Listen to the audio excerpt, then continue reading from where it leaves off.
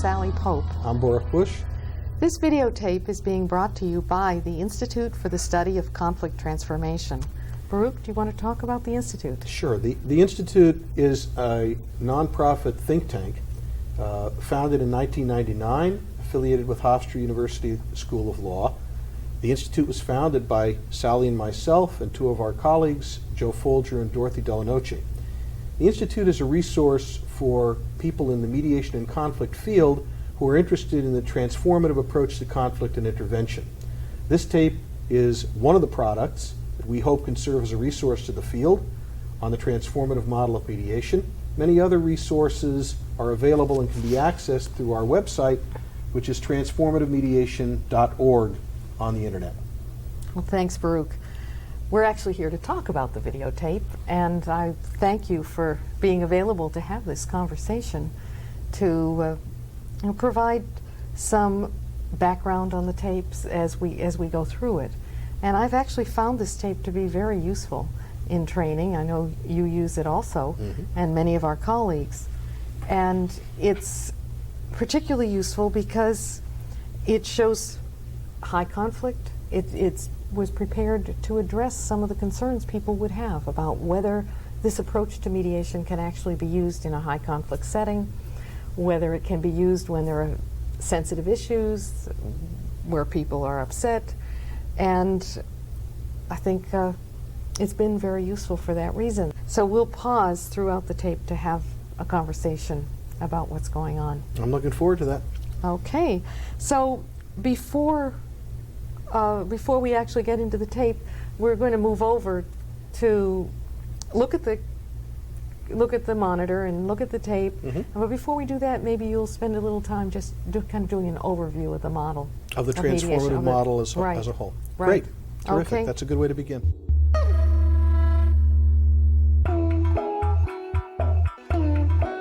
Okay, so in just a couple of minutes, we'll take a look at the tape that you mediated in a role-play situation that we call the Purple House. Just wanted to talk a little bit about using the tape. You've used it, I've used it in trainings, other colleagues of ours affiliated with the Institute have used the tape, and I find often the same questions come up, and it really does demonstrate what's different and unique about this approach to mediation, so that the questions, people who are looking at it notice that, and one thing we'll do is stop the tape to talk about those as we go through.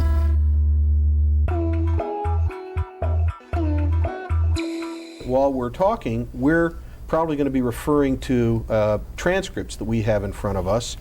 That's something that we found very useful in studying our own and each other's practices to become more proficient in the transformative model, is to actually work with transcripts of cases that we have on videotape. So if you see us paging through, that's what we're paging through, and as you have received together with this tape, you also have a transcript of the tape, so you'll probably be able to follow along with us in your transcript if you want to refer to the specific places we're talking about. It's maybe useful to step back for a minute and recall the context, the model that we're using, that we're employing here. And in a way, I might say that in mediating cases, I usually try to start before the mediation by reminding myself, what am I doing here? What's my job? What's my role? And as people know from having read our work before, the model that we're working in here, the job of the mediator is to help the parties have a more constructive conversation, a more constructive interaction within the conflict that they're involved in. And essentially, the process, the mediation process as a whole, as we're seeing it, is a process in which the mediator helps the parties to change the quality of their conflict interaction from negative and destructive to more positive and constructive as they work through the conflict. And more particularly, the way the mediator helps people do that is by helping them make these shifts that we've described elsewhere in our work from weakness and self-absorption to strength and responsiveness. And by making those shifts from weakness to strength, from self-absorption to responsiveness, the parties begin to change the quality of their interaction as a whole. What I'm doing as a mediator, what I'm reminding myself before I start a session is that that's what is my job there, to support the parties in their efforts to change the quality of that interaction. And my assumption is that that's what they want to do, as much or more than anything else. And that if they are successful in doing that, then any resolution that's possible on their terms is going to emerge. And that's probably the only way that it's going to emerge. Certainly, it's the only way that it's going to emerge in a strong and solid and workable and lasting fashion. So that's the overall model. That's the mindset that I have before starting to open a session. And in a way, I guess another way of saying this would be, I'm thinking to myself, I want to help the parties in their decision making and in their communication. I want to help them see things more clearly, think clearly, communicate clearly, and decide clearly what it is that they want to do and how it is that they want to see each other. That's sort of at a global level, and I guess there are specific things then that I try to do, that we try to do in the transformative model, that help to support those general goals. So that there are particular responses that you're going to make to the parties throughout a mediation, and that you are going to, first of all, be listening very closely and reflecting or summarizing what they're saying, and in order to allow them to confirm or elaborate, enhance what they've been saying, and also to ask questions, particularly questions that check in about the process, or questions that will help open some doors for them perhaps to speak further about what's been going on or to understand it differently or better. So, as we said, that's something that would be going on consistently throughout the process, without any emphasis, except perhaps in the beginning, more emphasis on reflection as they're starting to talk, without any other special techniques or tricks that you're going to kind of pull out and employ during the session. In many ways, the stars of the show are the parties, not the mediator. So what is happening on this tape in terms of the work that the parties are doing is actually as important and as interesting, and maybe more so, to take note of than the work that the mediator is doing.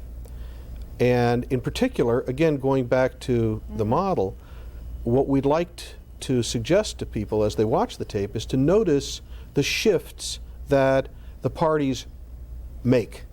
And we might comment on those as we go through this as well, from weakness as they become stronger, and from self-absorption as they become more open to one another.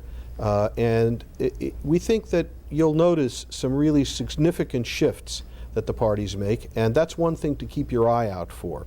The second thing to keep your eye out for is, what are some of the things that the mediator does that help to support those shifts? What's the value added that the mediator brings to that conversational process that helps it to move in a more constructive direction? Exactly, and also I'm thinking, when you're talking about the parties are the stars, that the other concept, I think, which is, rather than focusing on reflecting the parties, is that we're following them throughout the mediation. Right, that's so. That we use the word following rather than leading or directing the parties. So that I think we're going to see examples of that on the tape as well that we'll point out. Good. So there are a couple of things to keep your eyes out for, both with the parties and with the mediator. Right.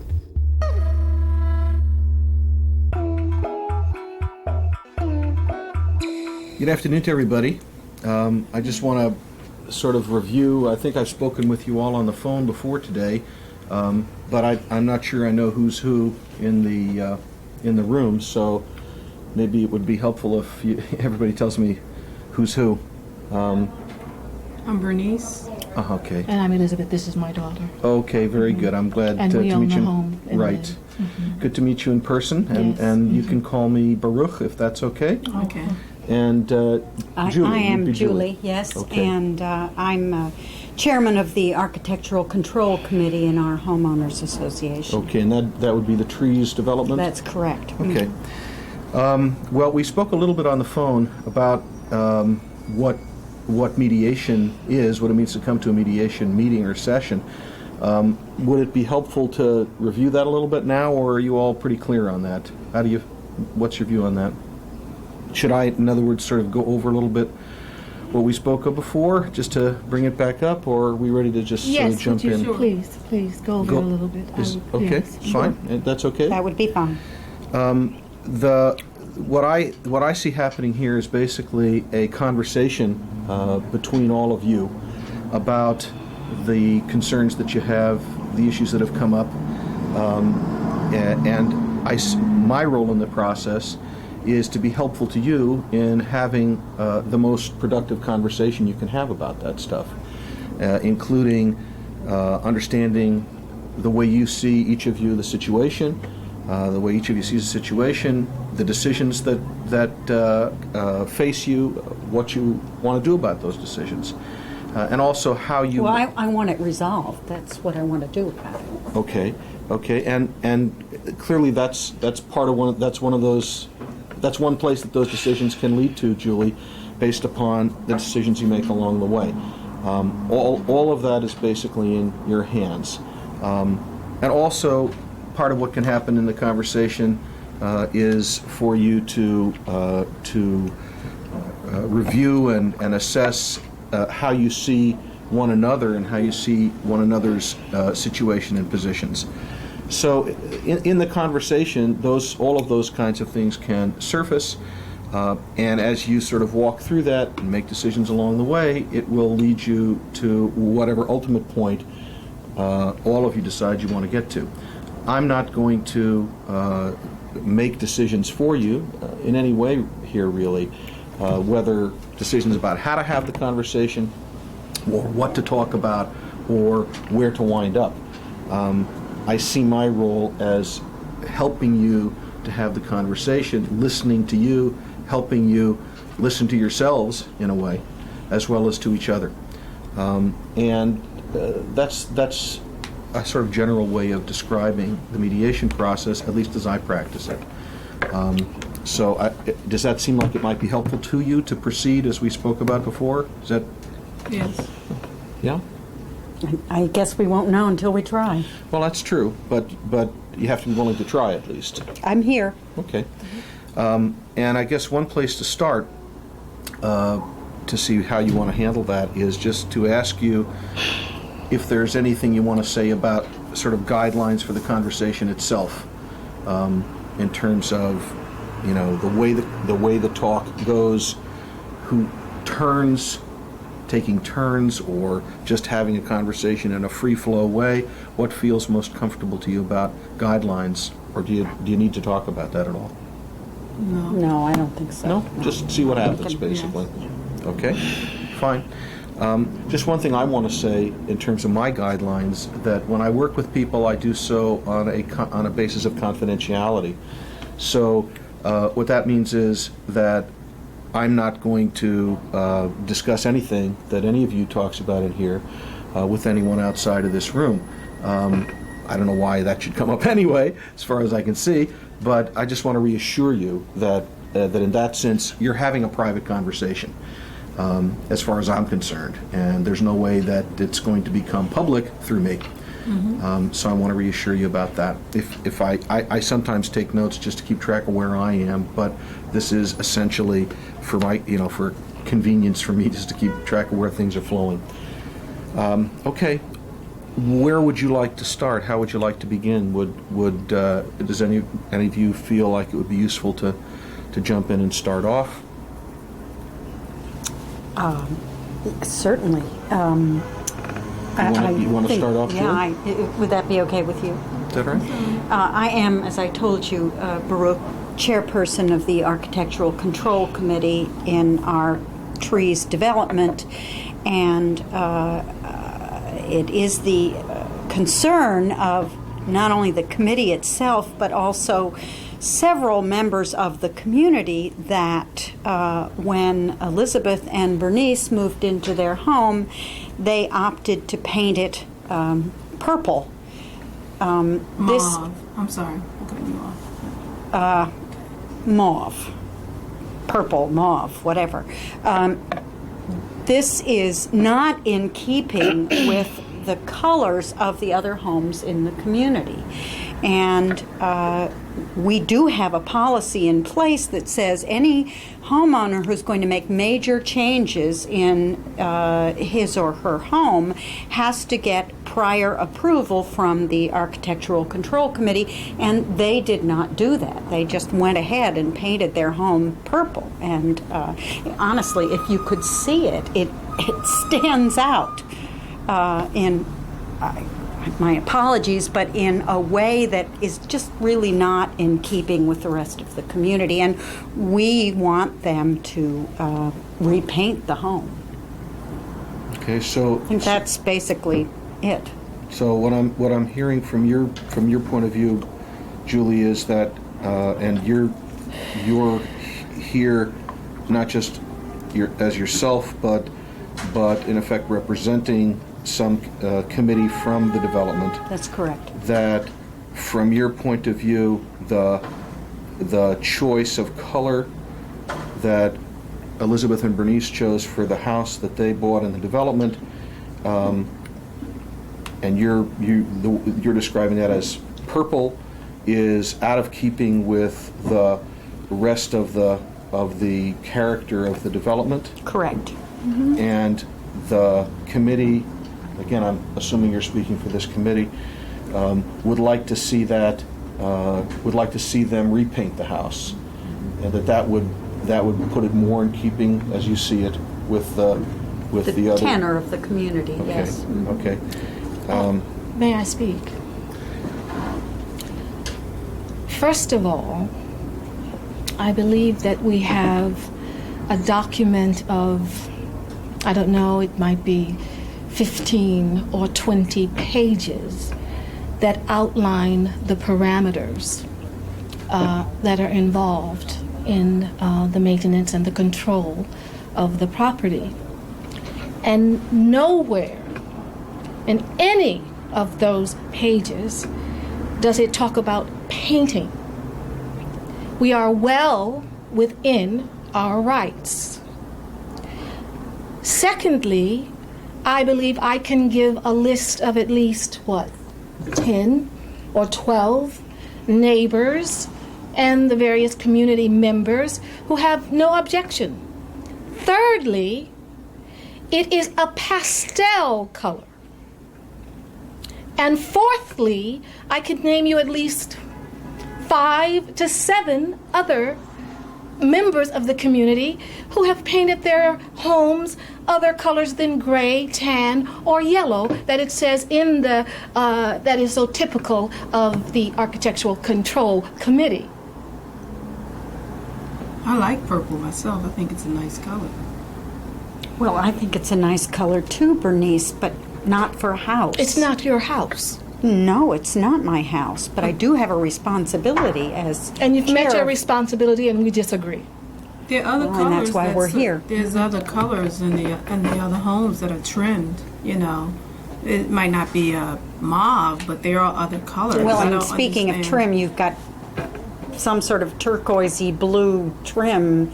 It's Because you don't like it? it's a very You've been on a campaign for the jarring last 6 months simply because you do not combination. like it? I went to art school. I'm sorry, and you know, I read a book in school in history class about living in color, and it really does work. You know, I'm an artist. What does that mean? Living in color works. She doesn't have to define it. We like the color. We have paid, $650,000 for this house. And I think we can paint it any color we want. Polka dots, if it's our choice. We don't have to defend our taste to you. Actually, polka dot would not be acceptable either. Show me the page. You got the contract? Show me the pages. My dear, I told you, it's My major dear. Excuse changes me? in... Well, it's not what my mom is trying to say. She's just a little emotional right now. But, Mom... Well, Now, Bernice? well, my mom, she's speaking from the truth. But she's saying that, why shouldn't we be able to paint the house the color that we choose? Because in our contract, it doesn't state, do not paint your house mauve. And when other neighbors have painted theirs with the teal and beige and white and like hints of blue, I didn't see anything in the contract that stated that we could not paint it. So if I can just say what I'm hearing from Elizabeth, from you and Bernice, and part of that is a sense of pretty strong feelings about your choices and your freedom to make those choices, having bought the house, that you don't see in any of the formal agreements that were made in purchasing the house any restriction on the way the house is painted. No, And, other than that it doesn't suit her taste. Okay, and so you don't see this as being, you don't see the paint that you chose, the color that you chose, as violating those agreements in any way. In no way, no how. Right, and that having paid a substantial price for the house, that you're really free to paint it any way that you choose, but that I also hear you saying that there's a considerable number of people in the development, your neighbors, who have expressed to you they have no problem with the choice None you've whatsoever. made. Well, I do think I could match the number of people that have said to you that they have no problem with it, which, when you think about it, is kind of a negative way to say it, with people who have come to us as the control committee and said, you have to do something about that house. It's like a neon light in the middle of the community. It's like having a great big McDonald's sign right there. Well, is it possible that we could find out who they are? Because I go to school with about 5 or 6, other kids that live in the block. We go to art school together, and their families don't have a problem with us. So I like to know who they are. That would be possible. Yeah. It really doesn't matter, Bernice. It doesn't matter. Julie, ever since we have moved into this community, I think it's because the house is, 4 or 5 doors from yours. You have been on it seems like a personal vendetta. Is it because we're the only blacks on your block? Absolutely not. You asked the parties if they wanted to hear about mediation, and one of them was interested. Elizabeth was interested. Julie didn't seem to care as much. So what if they had both said they didn't want to hear about mediation?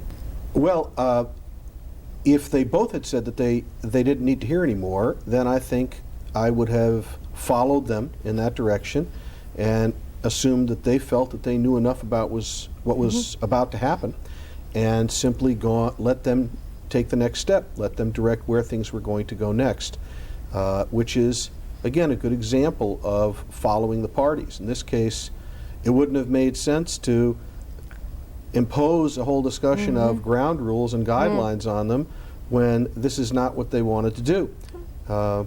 So following them means trusting that they know what they need to know, or what they want to know at any given point in time. If they change their mind on that, want to know more later, I can count on them to bring that up. The other thing I think that's interesting to me about the opening here that might be helpful to people is that is language usage, because sometimes we have people ask us, well, how do I talk about my role as a mediator, empowerment and recognition? These aren't terms that have much meaning to people in everyday life. I think what you can see from this tape is that there are lots of ways to talk about making decisions, thinking about what you want to do, thinking about how you want to see each other. Those are terms that are the simple language ways of expressing what we've talked about in other contexts as empowerment and recognition. And the other language usage that I think for us has become very significant is to talk about this session as a conversation, not even as a session, not as a mediation, not as exploring dispute resolution, but as a conversation, because that's in many ways what this model, how this model views what's unfolding in a mediation session. So that was clear when you were talking about the goals of the session, some of the language when Julie said she wanted to get it resolved, but you said that was one of the things that could happen and offered some other things that could happen, such as assessment of the situation and what they wanted to do. And even though you didn't impose any guidelines, you did ask them if they wanted any guidelines for the discussion, and they didn't seem to feel any need to have them. And also, so that you started right in the beginning of the mediation, turning over the process to the parties and following their lead. When they were ready to talk, you asked who would like to start. How would you like to begin? Does any of you feel like it would be useful to jump in and start off? Certainly. And that's, again, every choice is the parties right from the beginning about the process. And that's a significant consistency with our view of mediation as the parties being the stars and the parties being the decision makers here. Right. Yeah, I think it's also consistent with our insight, what we've learned, that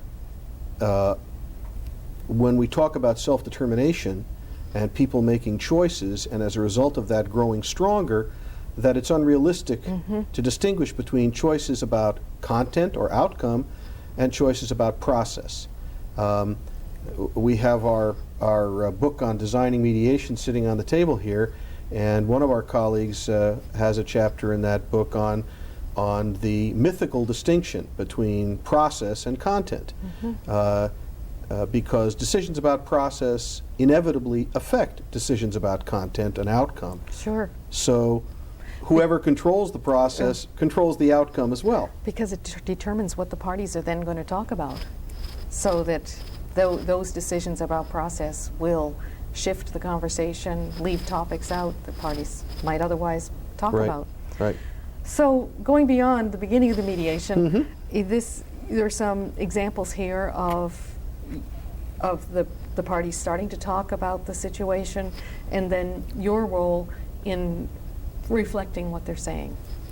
And it struck me that after Julie spoke and you summarized what she reflected, as we would say, what she had to say, and at some point Elizabeth couldn't sit there any longer, so she asks if she may speak, which she doesn't wait for you to direct at that point. She's ready to talk.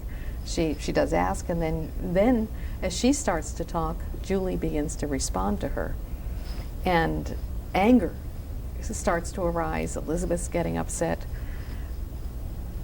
and at that point, you don't do anything about the anger. You're paying attention, obviously, but you're not responding to maybe Julie's interruptions, and then Elizabeth, and then what feels like escalating conflict already. Well, that's an interesting observation, and I think that's true.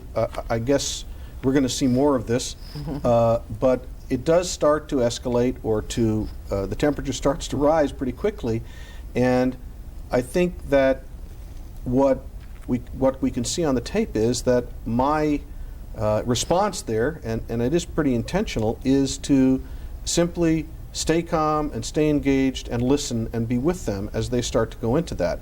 I certainly don't want to interrupt it or cut it off, and therefore the choice on my part is to allow that to unfold. Part of your comment about Elizabeth takes her turn by simply stepping in, and then Julie begins to interrupt her, and I'm not controlling that in any way. And again, that's an important element of supporting party choice making, supporting the parties as they begin to feel stronger and exercise that strength by choosing when and how to talk. And for me to try to control that in some way would be to reduce their opportunity to make those kinds of shifts to a sense of greater strength and initiative on their part.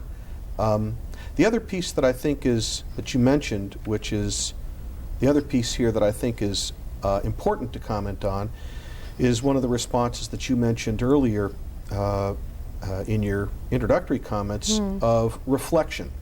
And this is one of the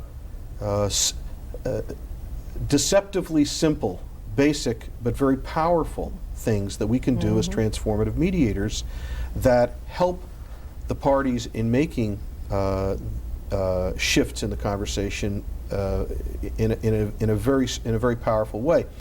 I think here what I would comment on is that if you notice on the tape, watching it, reflection means that I am almost exactly as it says, reflecting back, holding up a mirror to each party as they speak, to the speaking party, of what they've said. In a sense, I'm allowing them to hear themselves speak. I'm not changing their words. I'm staying very close to their language, and that's very intentional. Not to soften the language, not to edit the language, but to really act almost as a mirror, reflecting and allowing a party to hear themselves talk. And the effect of that is, as interestingly as I think you can see on the tape, that when a reflection is done effectively, the response, the feedback is immediate. And each of the parties here, first Elizabeth and then Julie, or I'm sorry, the opposite, first Julie and then Elizabeth, in response to the reflection, in effect confirms it, ratifies it, says, yes, that's right, absolutely, nods their head, because they are in effect hearing themselves in the room and drawing strength from that fact. And also increasing their clarity. Yes, that's what I wanted to say. Yes, that's the way I see things. In effect, representing some committee from the development. That's correct. That, from your point of view, the choice of color that Elizabeth and Bernice chose for the house that they bought in the development, and you're describing that as purple, is out of keeping with the rest of the character of the development? Correct. So the effect of that reflection for the speaking party to whom I'm responding is to gather their sense of clarity and decisiveness about what they want to say, how they want to present themselves. You don't see in any of the formal agreements that were made in purchasing the house any restriction on the way the house is painted. No, right. Other than that it doesn't suit her taste. Interestingly, the effect for the hearing party, which we don't immediately see, but we may see later on, is that it allows the listening party to listen from a safe distance.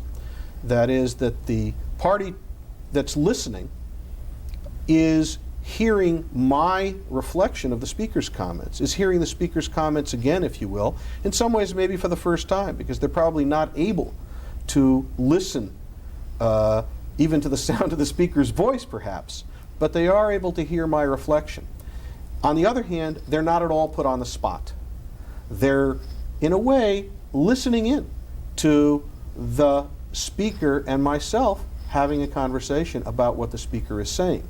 And that really allows for the listening party, the hearing party, to hear things that they may not have heard before, and to begin getting new information about the situation, which can help them in terms of empowerment, and it can also lay the foundation for greater understanding, openness, recognition later on. So this is a very simple device, but it's also a very powerful one in terms of supporting and following through on the job that I've defined for myself earlier on of supporting the parties in their shifts. In this case, the shifts from weakness to strength, and perhaps later on from self-absorption to responsiveness. And the other thing that it's useful to take note of in thinking about this response of reflection is that in reflection, the mediator is engaged directly and only with the speaking party, with the party to whose comments you're reflecting. So you notice that I'm not looking back and forth from Julie to Elizabeth when I'm reflecting to Julie. I'm fully and directly engaged only with Julie.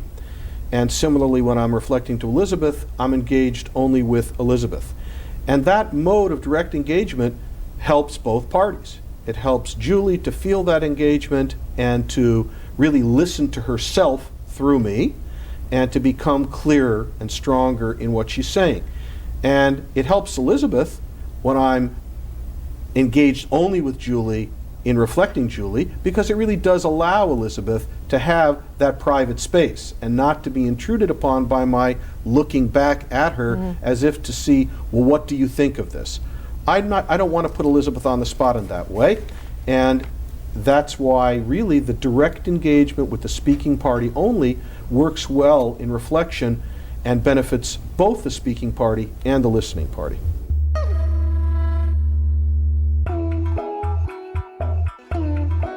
It seems like a personal vendetta. Is it because we're the only blacks on your block? Absolutely not. I beg to differ. Ever since you have become head of the committee, this control committee, you have been out. Now, 4 doors or 5 doors down, Mr. Wataski painted his house, what? Was it that salmon color or blue? Blue with salmon color? Nobody objected to him. Oh, please, Bernice. Oh, I please. mean, Elizabeth, excuse me. I'm so sorry. That's right. What? I am just tired of her. It is a racist. They've got 5, I can name them, 5 families. What? Gold? Elizabeth, that kind of, it has nothing to do with your color. It has to do with the color of your house. Oh. I think and it is very different. And we I'm are not the alone only in ones. this. We are I the am only totally not family alone that in you this. are attacking. The You're only the one. only purple house. Because you don't like purple? It isn't because I don't like purple. I represent a committee. Well, there is nothing. There is nothing. We have met all of the dictates of the contract, and that is it. There's nothing more to talk about because you don't like purple, because you are a racist. That's what this is really all about. Listen, you knew when You you are moved, the racist. You are the one. You knew when you moved into this community that there were certain rules and regulations that you had to abide by. And none of them were met until you got to be chairman of this committee. And major changes in the structure, as evidenced by this purple paint. We did not change is the an structure. example. To put paint on a surface is not And I changing really the have structure. a problem with your saying I'm a racist. Well, I'm That sure is you ridiculous. do. Of course it is. Well, I think we're here to talk about the house, and like I said, my mom might be a little upset. You right better now, say something to but them because I'm getting very upset. There's nothing. I haven't found any complaints. You know, like I said, from the families that surround us and on our block, because I go to school with them.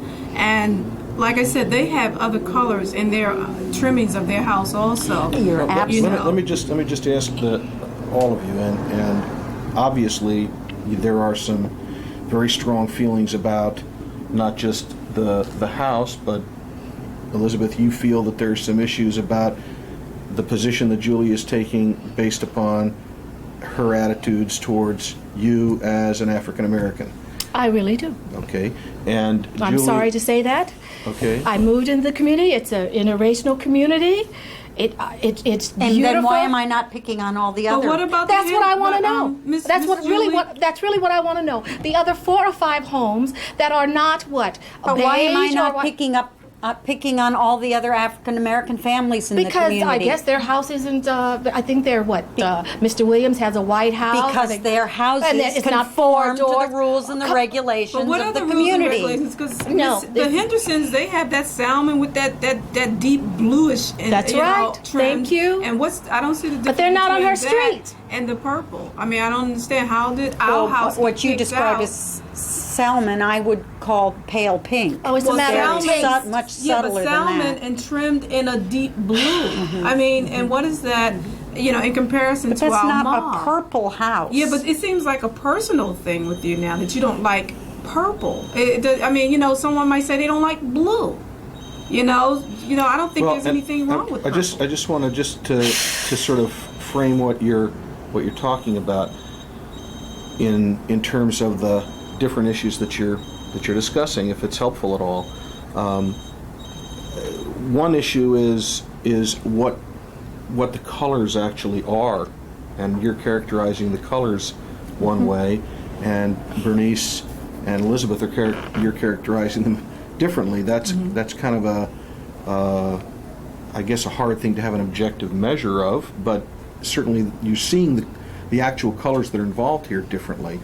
But it sounds like you're also disagreeing about what the rules actually are.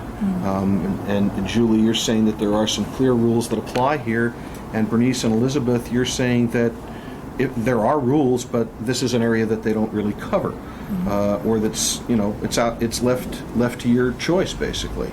And you're also disagreeing about the responses of other people in the community. And Elizabeth, you and Bernice are saying there's really no problem that people are having with this, as you've experienced it. And Julie, you're saying that there really are numbers of people who have a problem with it, and that you're essentially speaking for them. But I'm not denying that some people may be supporting you and saying they have no problem. I'm not denying. What I just am trying to do is to sort of point out to you some areas where you have some pretty strong disagreements, and also on the issue of what's the motivation. Obviously, Elizabeth, you've said that you feel very upset because of what you see as a racial dimension to this, and Julie, you're saying that there's really none of that involved, and this has to do with the specifics of the situation. So there's a number of differences that in the way the situation looks from your Every other perspective person and on her yours. block, I was told, when they moved in, got baskets of welcoming. Our family did not. She was, at that time, just, I think, made chairman of the control committee. We were the only blacks on her block. That was the first. I didn't think too much of it. I think the second incident was where the car was parked in a place and there was an anonymous complaint about it, and that came through us. Of course, that was hearsay through another party, that it was her complaint. I have tried to get on several of the committees myself, and Julie has said, well, I don't think so, maybe not at this time, but there have just been one thing after another that I really believe is racist. I'm sorry, but I do. I have faced it all of my life. I have tried to shield my daughter from it, and I was hoping that moving in this community,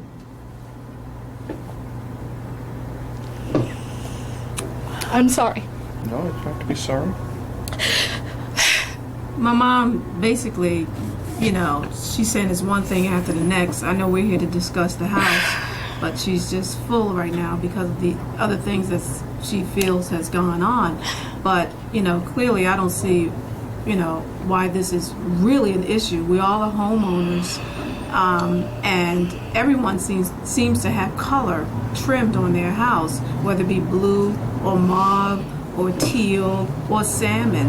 And because Miss Julie doesn't like purple as opposed to someone's ultramarine blue or cobalt blue or whatever, that just seems like a preference, like a personal thing, and to me it shouldn't even be an issue, is what I'm saying here. Well, where do we go from here? Well, that's sort of what I was going to ask you after talking about those differences that you have, and I don't know. What do you think? Well, I just want you to know, Elizabeth, that my son-in-law is African American, and I bet you didn't even know that. And I do not. The one you don't speak to, or that you haven't had over your home? Oh, I have had him over to my home many times. They live a long way away. They don't come a lot. Julie, that is like saying my best friend is black. Please. But it's my son-in-law. It's my family. It's not the same at all. And I just... Anyway, the house. Let's get back to the house, because we will Fine. never resolve this. Fine. It's a 400-year-old And issue. I did not. Okay, well, Baruch, it looks like you had a lot to deal with right there, and particularly the level of anger that the parties were experiencing here, and that might create some discomfort, even for someone watching the tape, to say, you know, what's going on here, and why don't you do something about it, and to decrease the level of anger. Right, and I'd say not just anger, but emotion of maybe many kinds: anger, hurt, indignation. And I think that our approach within the transformative model is that understanding what's going on in the room as a conversation, it makes perfect sense that people might get indeed emotional, angry, hurt, upset in a conversation about serious matters to them, as obviously these matters are to Elizabeth and to Julie. So, and again, to support the parties' conversation, it would, and to support the choices that they're making, means supporting their choices to have the conversation not only about what they want to talk about, but in the way that they want to talk about it, which includes the expression of emotion. So there is no attempt here to control or to put a lid on what's going on. Yeah. That is a little bit challenging, and I guess what I would say is that I'm looking at the tape. I'm aware of it appears that the mediator is taking this calmly and just being with the parties as this unfolds and as the emotion escalates. In fact, sitting in the room, my recollection is that at least when you first begin to sense that it's moving upwards, there is a little bit of a Gearing up for it, or that's being ready to deal with it. Right, and it's almost like I would say a wave, like being standing in the ocean. When that first wave hits you, that cold water can feel very cold, but Or hot. or hot, right? That's right, and but understanding that you're going to be able to stand there just fine, and that water is just where you have to be, allows you to settle into the situation, and I think that that's what happens here. Yeah, that's interesting, because we sometimes talk about the mediation as a stream of water flowing, and the mediator making choices about when to intervene, and I think that works with the ocean waves as well. It's not so easy to get in there at times, and you make choices about when to get involved in the conversation.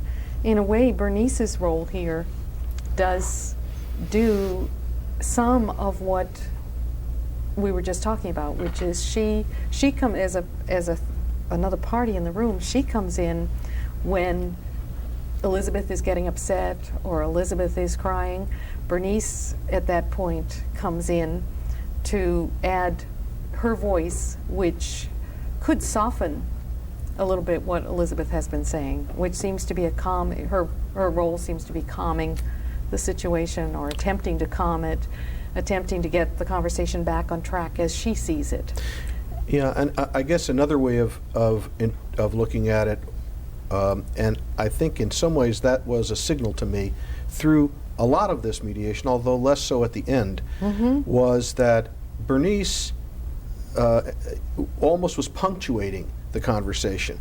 That when she came in, it seemed to mark a lull in the interaction between Elizabeth and Julie, the primary parties to the conversation in a way, and that was a signal for me here. I think in other contexts there are different signals, but clearly what the mediator is looking for in this model are indicators, signals in the conversation that the conversation has moved through a chunk, through a cycle, and that it's okay for the mediator to take a turn if there's something useful to be done that doesn't require the mediator to stop, dislocate, interrupt the parties' exchange.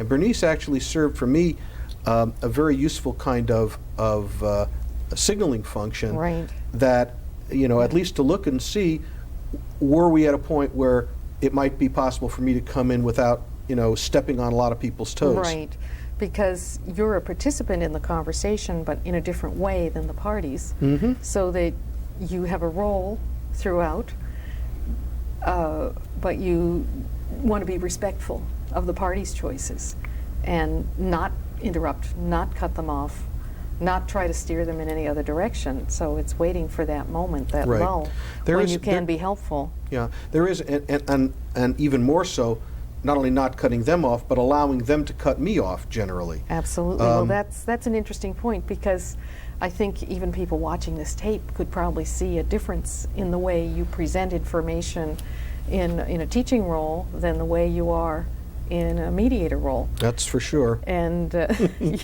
so that they do interrupt you throughout. Elizabeth, you feel that there's some issues about the position that Julie is taking based upon her attitudes towards you as an African American. I really do. Okay, and I'm Julie, sorry to say that. Okay. I moved into the community. It's an interracial community.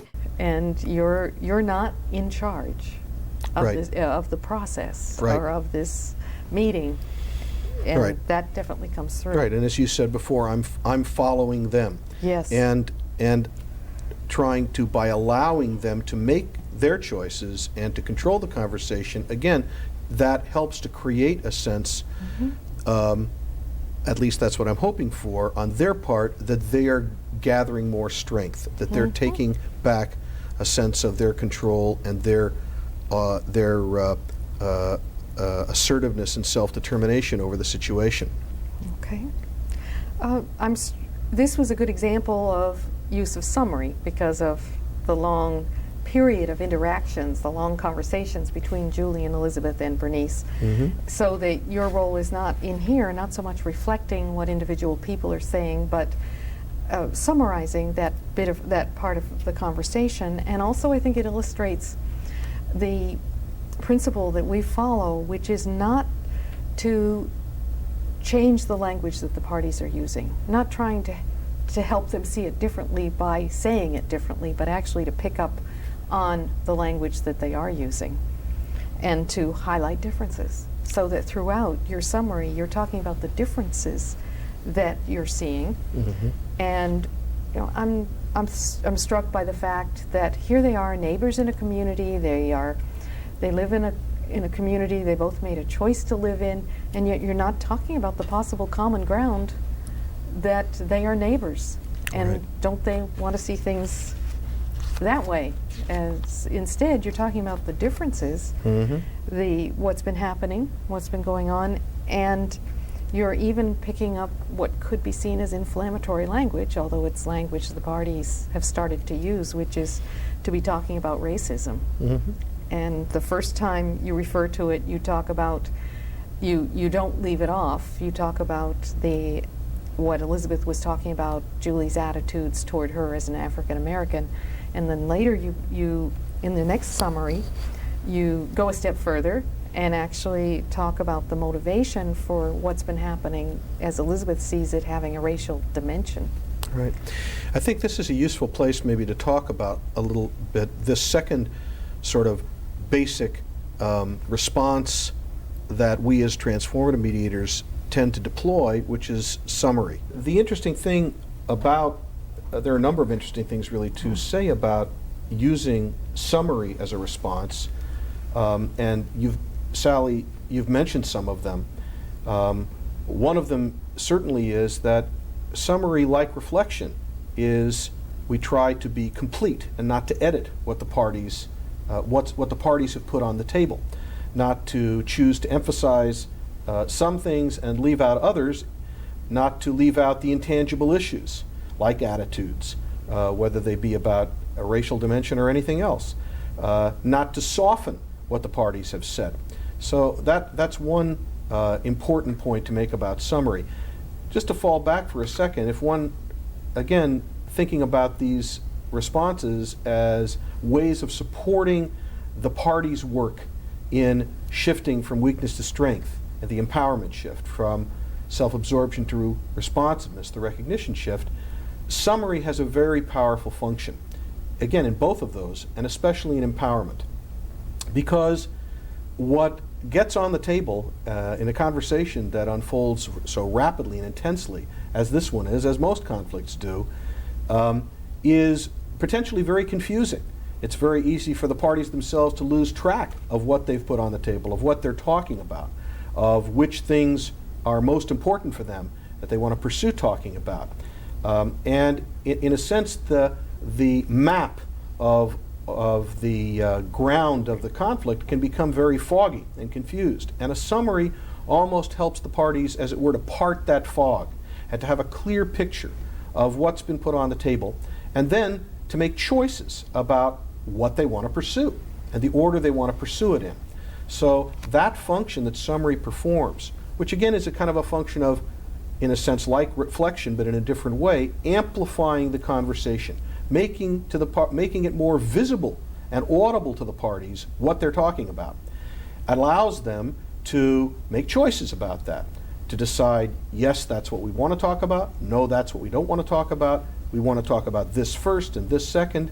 And when the mediator then allows the parties to make those choices and then follows them, that's an extraordinarily powerful way of supporting party choice making and supporting parties becoming clearer in seeing what they're talking about and choosing and deciding what they want to talk about. So as a general sense of what summary does to support empowerment and recognition, that's a little bit of a window into it.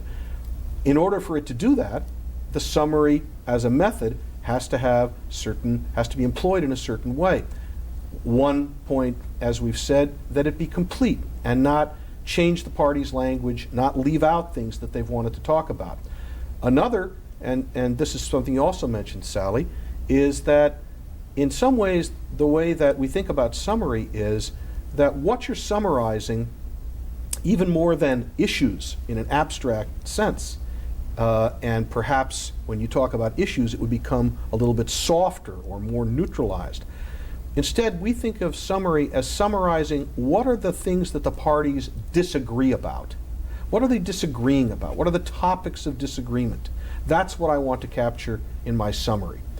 And the reason for that, which also goes to the question of why not emphasize common ground?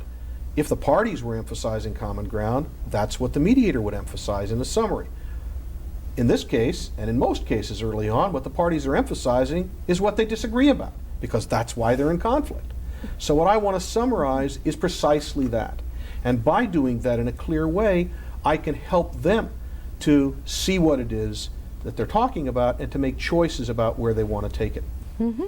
I also noticed just before the tape ended here that the parties seem to have gotten stuck, and they've had some interchange, and Elizabeth is saying, it illustrates another of the responses we talked about, where Elizabeth says to you, well, where do we go from here? And your response is not to take that as a question that you are going to answer by making choices for them, but saying that what you actually said is sort of what I was going to ask you. After talking about those differences, what do you think? As you rightly point out, the check-in, and I guess that's another one of those responses that you've mentioned, asking them explicitly, well, where do you want to go? To me, it shouldn't even be an issue, is what I'm saying here. Well, where do we go from here? Well, that's sort of what I was going to ask you after talking about those differences that you have, and I don't know. What do you think? Well, I just want you to know, Elizabeth, that my son-in-law is African American. And I bet you didn't even know that. And I do not. The one you don't speak to, or that you haven't had over to your home? Oh, I have had him over to my home many times. They live a long way away. They don't come a lot. Julie, that is like saying my best friend is black. Please. But it's my son-in-law. It's my family. It's not the same at all. And I just... Anyway, the house. Let's get back to the house, because we will never resolve this. It's a 400-year-old And issue. I did not report anything about it. Again, that produces a very unpredictable reaction, which is that Elizabeth chooses to back off of the issue of race and really to focus again on the house. And that's where she wants to go. So again, that's a very clear act of decision making on her part. Right. A pretty quick turnaround, but that's what she wants to do. Right. It's fascinating. The kind of responses we're talking about can seem very simple, but they are extremely difficult to be able to hear. The listening underlies it all, but being able to hear and then being able to summarize or to reflect what you're hearing. But it's also very freeing the mediator from a lot of responsibility to make those decisions about, well, where should they go next? Right. We don't have to decide that. Yeah. We just have the difficult job of staying with them, really being there. Right. Anyway, the house. Let's get back to the house, because we will Fine. never resolve Fine. this. It's a 400-year-old And issue. I did not report The anything about a house- car or any of these The things. house is... And who sends you those bouquets, We those are- welcome packages? What? We are well within our rights to paint our house any color we want. There is nothing in the 20 or 15 or 20 pages that we have sent, that we have signed, that we are violating any rule, and we are not repainting the house. It has cost several thousands of dollars to have it painted. We stand, and you have to do what you have to do. Did it ever occur to you that maybe the color of your house was the cause of some of these incidents alleged that you've described, and not the color of your skin? Did it ever occur to you that maybe you weren't fitting in because of the choices We you don't made fit in your in. house? You are the first person But who's ever we- uttered those words. Miss Julie, fit in where? Like I said. Please don't call her Miss Julie. Right. I'm just Well, Julie. Julie, you know, I would like I said, I would like to know who is complaining, because I have a lot of friends in the neighborhood that houses are blue, salmon, different colors trimmed. Well, do you know And we who's on get the along committee? Do you know who's on the good. committee? Some of the people. You know yes. that you should know the names of those people. Are they the people They've that asked complain? me to come to you and talk to you about Well, you it. have done that, and we disagree. Right. And we're not going to change the color of her house. Now what? It is our belief that you are in violation of. Well, it is our belief The that we are covenant. not in violation of the Well, covenant. we didn't see anything in the covenant that said that we shouldn't paint our Well, house and mauve. Just mhm. like my neighbor didn't see anything in the covenant where they shouldn't trim their house in blue. And a difference So- between mauve and blue. Your trim is some kind of blue. We don't need to go into that. We've already gone I'm into that. talking We about don't the wanna color of the Right, we've house, got it. not- Okay, now what? We're not not going the to trim. change it. Well, okay, and again, let me just look. What I hear you saying to each other is that there's basically some serious disagreements about, apart from what attitudes are involved and what motivations are involved, and you disagree about that too. But you've said, let's set that aside. That's certainly up to you. There's some big, real strong disagreements about what the colors are and what needs to be done about them from any, I guess it would be legal point of view. And you have strong disagreements about that. Is there any way in the conversation, I guess one question to ask is there any way in the conversation to resolve those disagreements about the meaning of the documents, for example, that you're disagreeing about? Or do you just disagree? Is that where you want to leave it today? That's certainly, again, that's all up to you. Right. Is there any way to work that through now, or it's not Well, you useful tell to us. You're pursue the it? mediator. What you tell us. Well, I mean, and as what do we do when we reach a point like this? She obviously has her position, and we obviously have ours, and the two don't seem to be.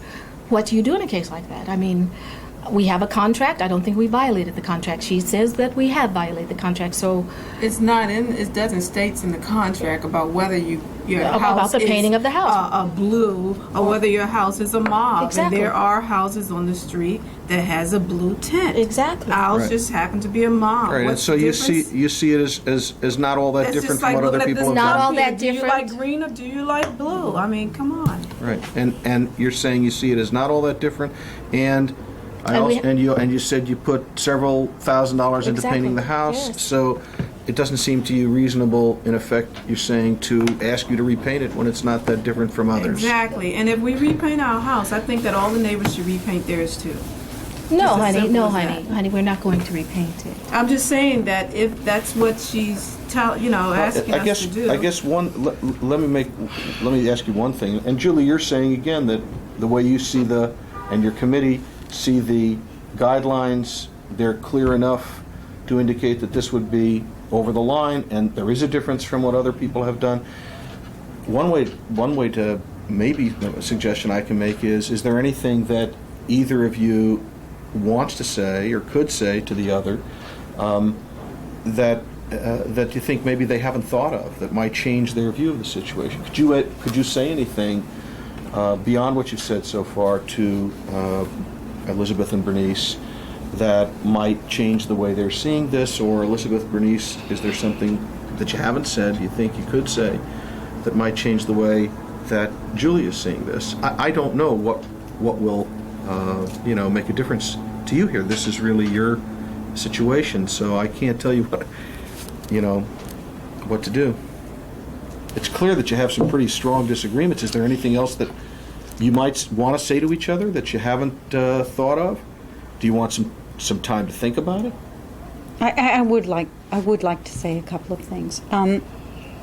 It is true that in the covenant there is nothing about painting. That is absolutely true. You're right.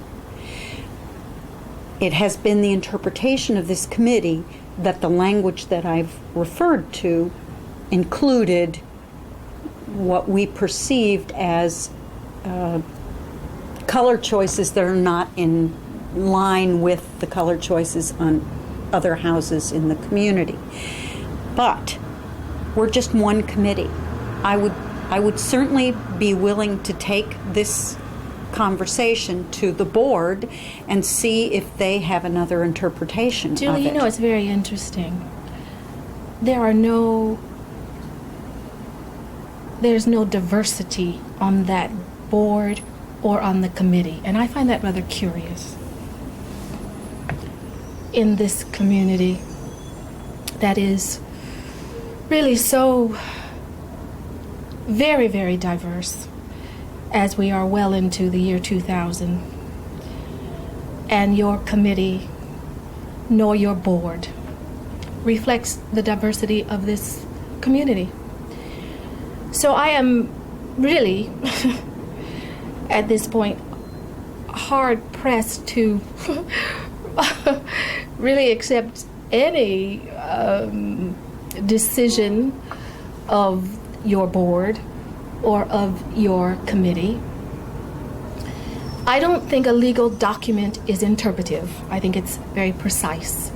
I think with 15 or 20 some odd pages that your committee and your board obviously paid thousands of dollars to draw up, had legal minds draw it up, that it is quite precise.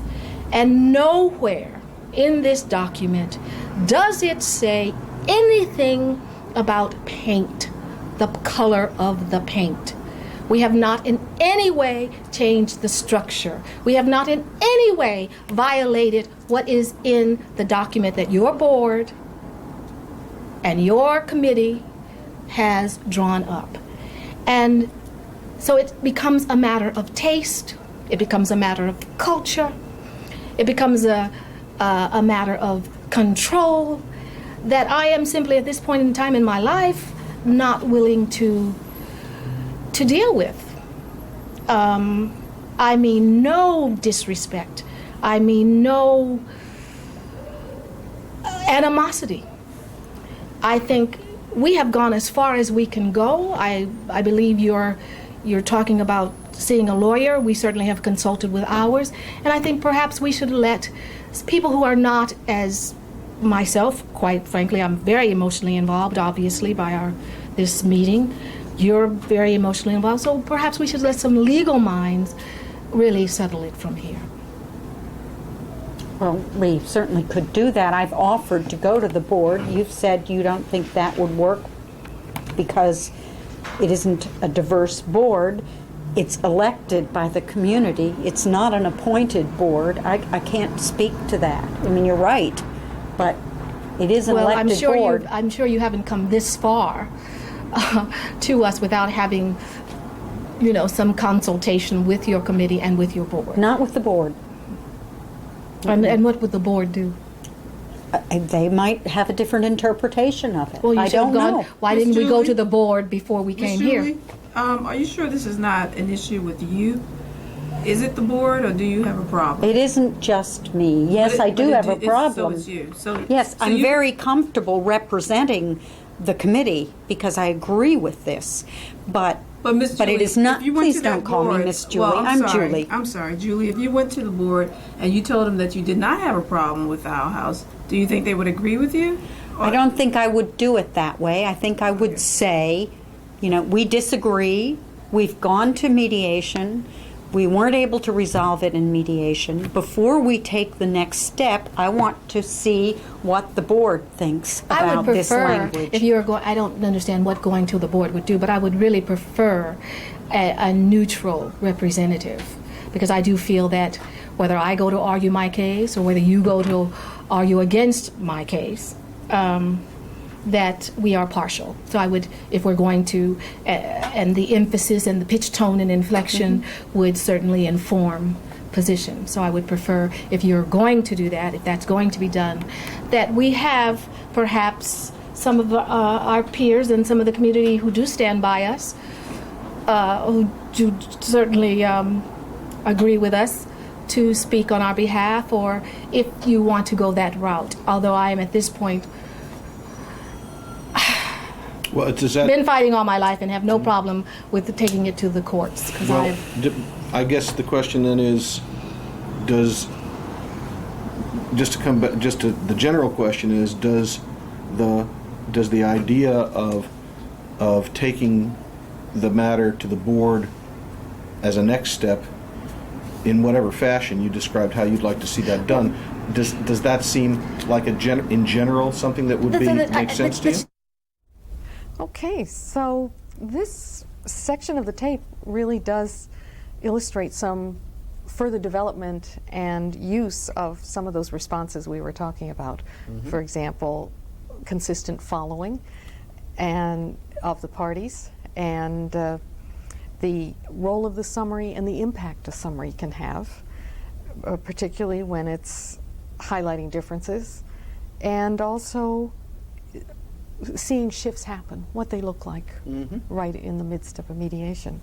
So just to start out with the following, we're seeing these same basic responses we saw in the earlier portion of the tape being used again, and being used appropriately in response to what's happening in the moment. So we see Elizabeth following. There's been the discussion of racism, but Elizabeth seems to be choosing to leave that. And she says, okay, the house, and then starts to talk about the house and the issue of the covenant, and you are simply there, allowing her to make that choice to follow. Right. Well, and that's, I guess that's really shows the meaning in context of following the parties, that my approach there is to follow where they're going. And Elizabeth definitely is going back to the concrete issues of the house and the colors and the covenant. And that's a choice that she's making. So to support that choice, what the mediator needs to do is to let the conversation go in that direction. Right. And of course it begins to dry up pretty quickly in this segment, because the differences that they have on those issues are really very stark. Sure, and they're clear in the sense that they've been putting them out there, and the discussion has only served to solidify their viewpoints and their differences. So when at one point you come in for a little bit longer summary of the documents, referring to the documents, you describe their differences, and you are asking, is there any way to resolve the disagreement about the meaning of that document? There's some real strong disagreements about what the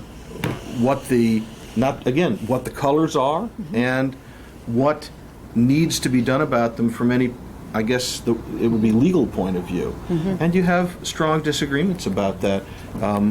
Is there any way in the conversation, I guess one question to ask is there any way in the conversation to resolve those disagreements about the meaning of the documents, for example, that you're disagreeing about?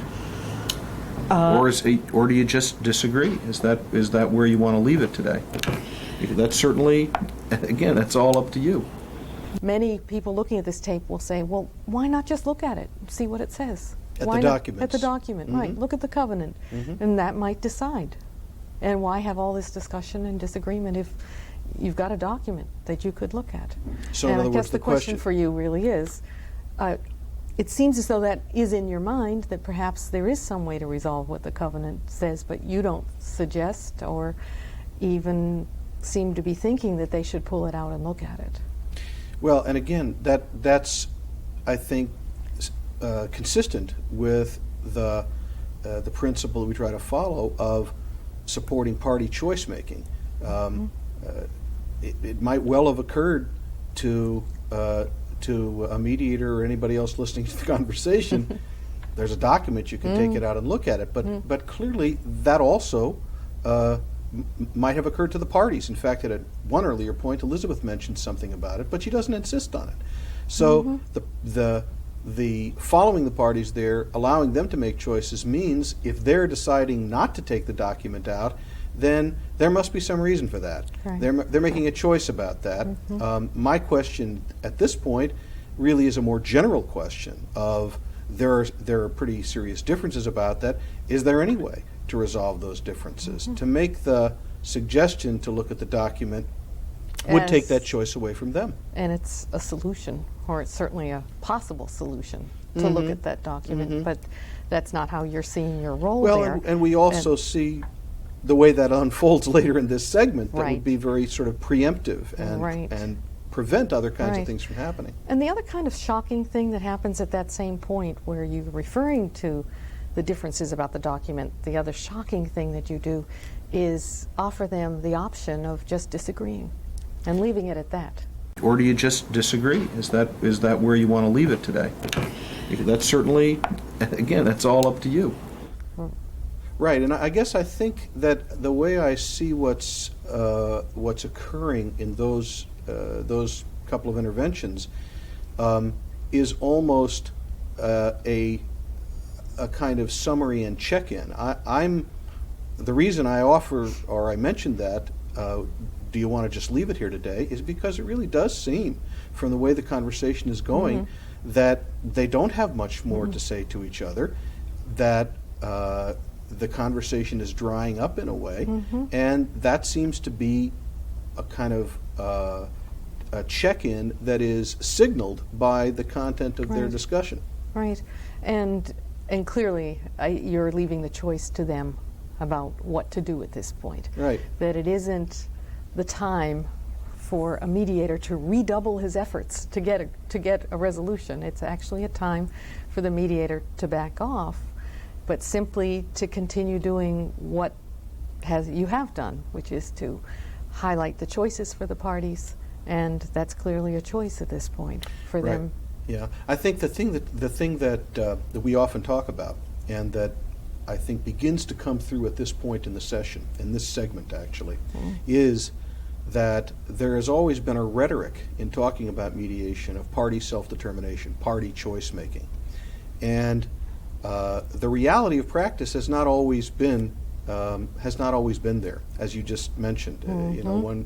We've seen the way in which sometimes practice, at a point where there doesn't seem to be grounds for an agreement, tends to redouble itself in efforts to make sure that there is.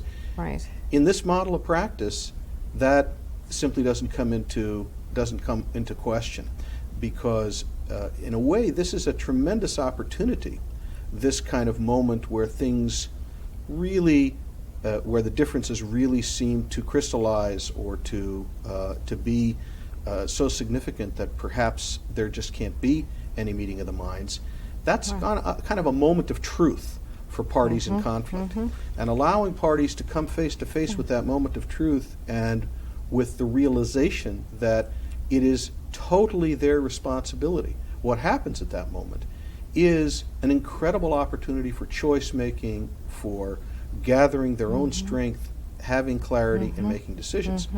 And I think that that's sort of the moment that is approached in this segment. And when my response is to essentially suggest to the parties, is there more that they can say, or is this where they want to leave it? Right. It brings home to them the reality of that moment of choice, and then they really step up to the plate and begin making choices very seriously. Right, right. Parties frequently do ask that the kind of question like, where do we go from here? What do we do now? Or as Elizabeth has said, well, you're the mediator, you tell us.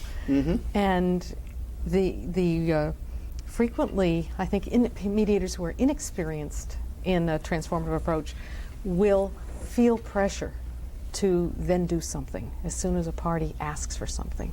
Right. Is there any way to work that through now, or it's not Well, you useful tell to us. pursue You're the it? mediator. What you tell us?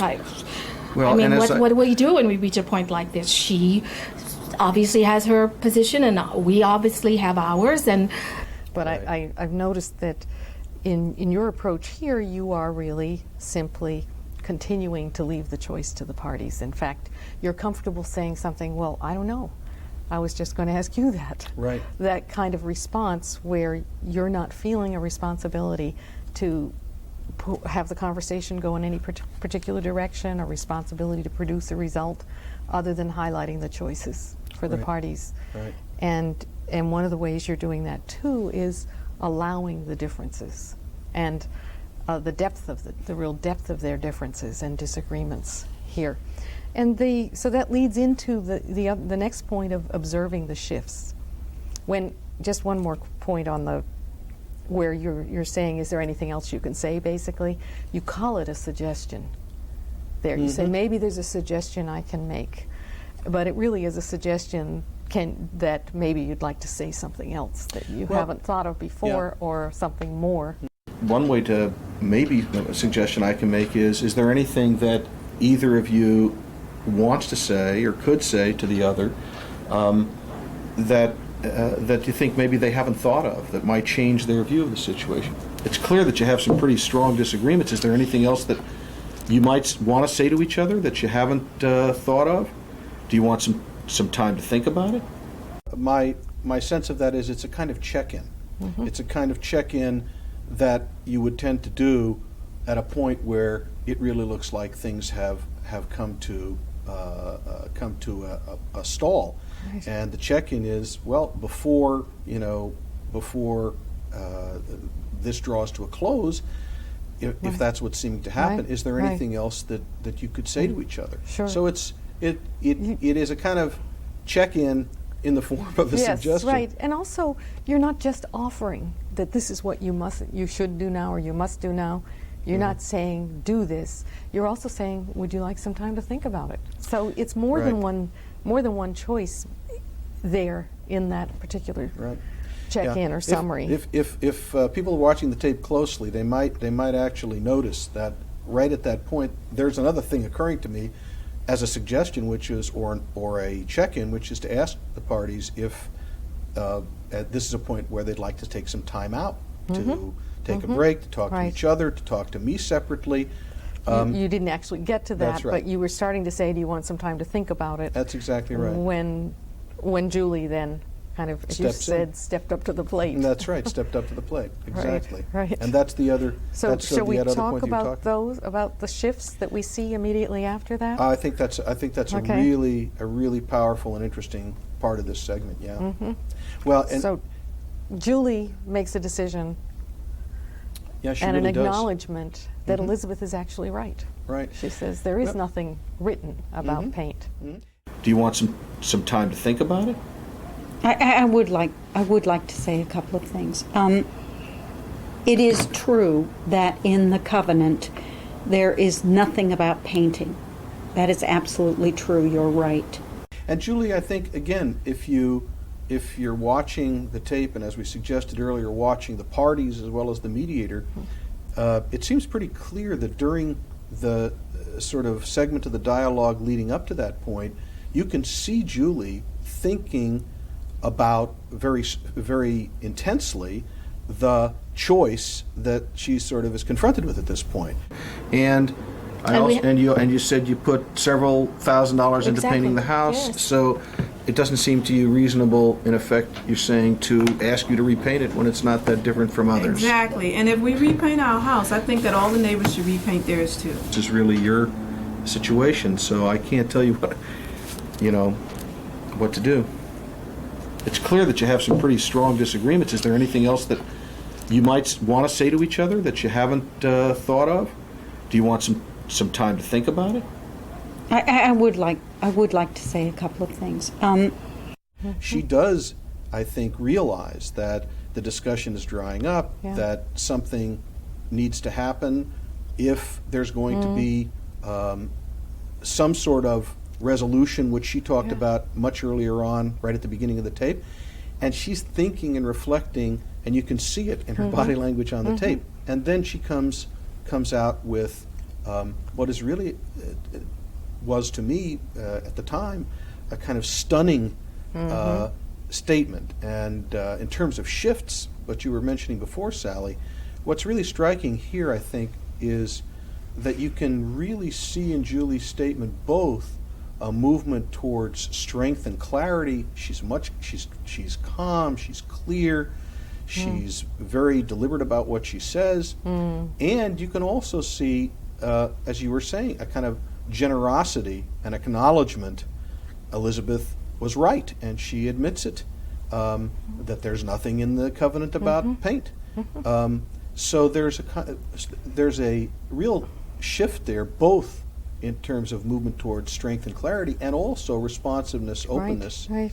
That I think that's the kind of thing that really illustrates for us the reality of these empowerment and recognition shifts occurring in these mediation sessions.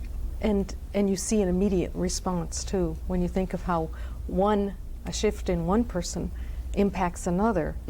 There's also an immediate reaction from Elizabeth, which is in talking with Julie in a very different way, in a very calm way from what she had been saying, the way she had been talking previously. Right.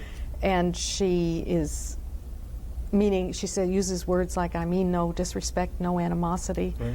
And she's moved in her thinking to start thinking about the possibility of Julie's proposal and going to the board, but she has her own ideas about it, so she's standing up for herself. Right. So you can see both the empowerment dimension and recognition in what she's saying, kind of returning to Julie. I would certainly be willing to take this conversation to the board and see if they have another interpretation Julie, of it. you know, it's very interesting. There's no diversity on that board or on the committee, and I find that rather curious.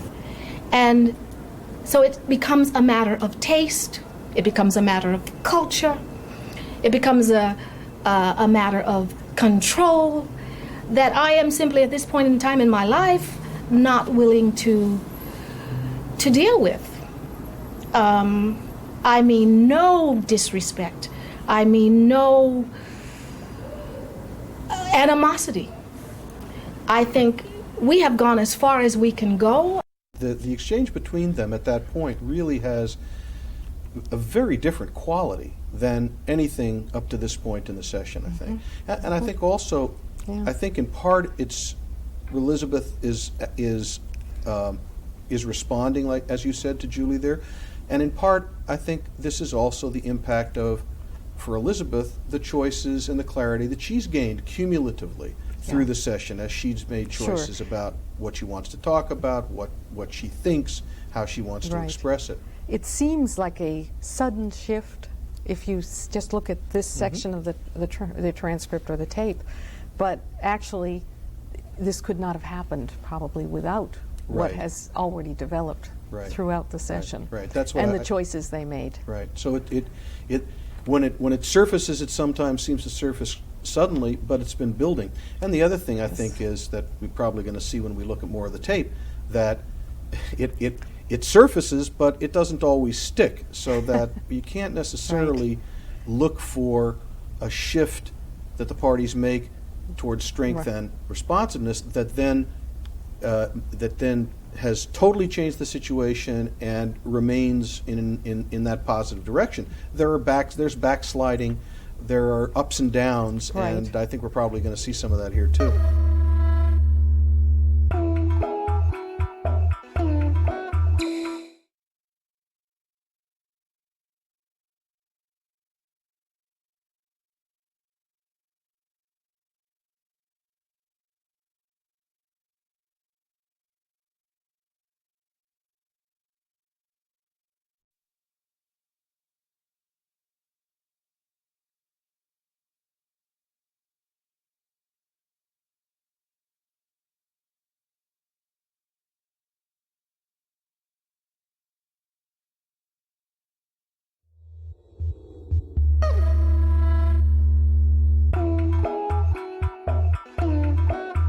Does the idea of taking the matter to the board as a next step, in whatever fashion you described how you'd like to see that done, does that seem like in general something that would make sense to you? The challenge that I have with that is we had reached an impasse, is that a word? Whatever. Much long ago. And why wasn't that done prior to our meeting with you? I mean, if that could possibly be a resolution, why is it addressed here? Why not then? Before coming to here. A mediation. Yeah, exactly. If that could certainly, if all means had not been exhausted to solve this problem that they have, within the association. Then why now? Is there an answer to that that you could offer? Probably not one that would satisfy you. Well, please don't do that. Don't do that. In other words, don't assume what will or won't satisfy Don't you. assume. Don't think. Don't please. Just answer the question. I hope that the two of us would be able to, or the three of us with a mediator would be able to work it out. And where the committee stands on this is very clear. It seems like maybe we aren't going to be able to work it out, in which case I'm offering, another option. Why didn't you do that before? I don't want to go to court. I don't want the publicity. You I just don't want want us the to change the color expense. of our house. Well, sure, but I mean, I Yes, said that at and the outset. So we would like a lot of other houses change their And you color said also. that. What if you put up a hedge or something to And- mask it, filter the color of What the if all house? the people that have their house blue and teal and salmon paint their house all white? Well, we like a seems like little a personal color. thing, We like a Julie. little color. It seems like a personal thing, whether you like blue or whether you like purple. It seems is. personal. It is partially And personal. it seemed like maybe you but got I'm with not a lot here of as personal an people individual. that didn't like purple. But like you're blue, purple. Maybe, right. But your feelings, you're not a neutral person. You're not a neutral party. That's So true, so Elizabeth. But if I didn't agree with the position that the committee had taken, I would still, as chairman of the committee, have to come and fairly represent it. But it's a double-edged sword with you being chairman of the committee and you're agreeing with the committee. Is that you're arguing? You're not arguing in a way that certainly defends my right as a home buyer or our right, and you're not impartial. So it has a different. Well, neither of us is impartial. I don't have to be. I'm not on a committee. I'm not representing the community. I'm representing my family. So I don't have to be impartial. This doesn't make sense to me. I mean, I'm chair of a It committee. doesn't make sense to us. We don't know why we're here today, to tell you the truth, Julie. And the more we Well, talk about it, the more I'm- trivial it becomes. Really, I mean, it's so ridiculous. The color of our house. Come on, Well, I'm getting a headache. I really. I am. guess one question that I could ask you at this point, and if you're finding this unproductive, it's your choice with how far you continue the conversation. There were a couple of things, so that, Elizabeth, if you're ready to check out at this point, Julie, if you're frustrated, you have choices to make about whether you want to go on with this or just, see this as an opportunity that didn't work out and take whatever next step there is. There were some, before you do that, maybe it's worth just reaching some closure on the question of, does it make sense to follow up on the suggestion of going in some way to the overall board of the association? You had a notion, Elizabeth, that if that were going to happen, and I didn't get a sense that you were clear that you necessarily wanted it to, but if it were going to happen, you would be more comfortable with it, some sort of a different process than just having Julie or her committee bring this to the board. She would want that to include some input from either yourself or other people in I'm the... just really upset that you assume that when someone doesn't agree with you, it's racial. I'm really having a problem with that. I don't understand that. I told you I have a son-in-law who's African American. I am not Julie, a racist. I'm not going to deal with your guilt. I'm not feeling guilty. I'm not going to deal with your guilt and defense. I think it's an unfair accusation. I think a lot of everybody things with are white unfair. skin does not have racial bias. I'm not talking about everybody with white skin. I'm talking about you. So if I don't agree with something you've done, that I'm makes not talking me a about your racist. disagreeing with me. Well, then, how do you hook this into racism? I really don't want to go into it. You It's just too did. deep. You brought it up. You started it. To me, this was an issue of homeowners and colors and covenants. I'm sure. And you threw the racism into this. That's right. I'm sure cannot I did. I'm just sure let this I threw stop the at that. racism. You did. Yes, I'm sure I did. You did. You cited a series of events And they in are your true. life. They are absolutely I do true. not dispute that they're true. I do have a problem with your attributing them all to me. Is that okay that I'm having a problem with that? And you call that guilt? That's not guilt. You've painted a picture of me, and that's not an accurate picture, and I'm having a problem with it. Well, Julie, I think what my mom is basically saying is that our house is mauve, our neighbor's house is blue, they are Caucasian, and their kids are friends of mine, and we go to art school together. You don't have a problem with their blue, their deep blue, but you have a problem with our mauve. So she's wondering, yes, is there a racial thing going And on in here? addition to several other things, which we've, please. I do see a difference between a purple house and a blue house. That's a I preference. do. I do. That's a preference. Well, It it seems isn't like a just a personal thing. preference. It's I do not want to go how many back purple over houses all have you this. seen in your? I mean, there Who are really a lot cares? of them. They're not So a sort what? of standard house color. So what? What standard? Well, this is a community that has a certain What are you trying to say? That has a certain what? relatively conservative, predictable, Well, we're not, visual tenor to it. well, we're not conservative and we're not predictable. Now what? You have a problem with us, Julie? You personally? Yes. No. No, I don't, except when your mother calls me a racist. I'm You having are. a real... Yeah, you are. How do you know that? Because I don't like the color of your house? This makes me a racist? Oh, God. Isn't that a simplification? Please, can we end this torment? Well, you can end it any time you want to. You have, each of you, put issues on the table, and anytime you want to, you can stop talking about them, talk about different... Every ones. racist I know says, I'm not a racist. I'm not a racist. My best friend is black. I'm not a racist. I'm an artist. I love our purple house. I love my neighbor's blue house. And I love the salmon and the blue trimming that our other neighbors have. I'm an artist, and maybe Judy would like to come to art class with me. You have a great daughter. I know. You have a great daughter. I know I do. Well, where do you want to go, folks? I've offered to take it to the board. I'm perfectly happy to come up with some neutral presenter, if that would help. If you want to take it to the board with a neutral presenter, fine.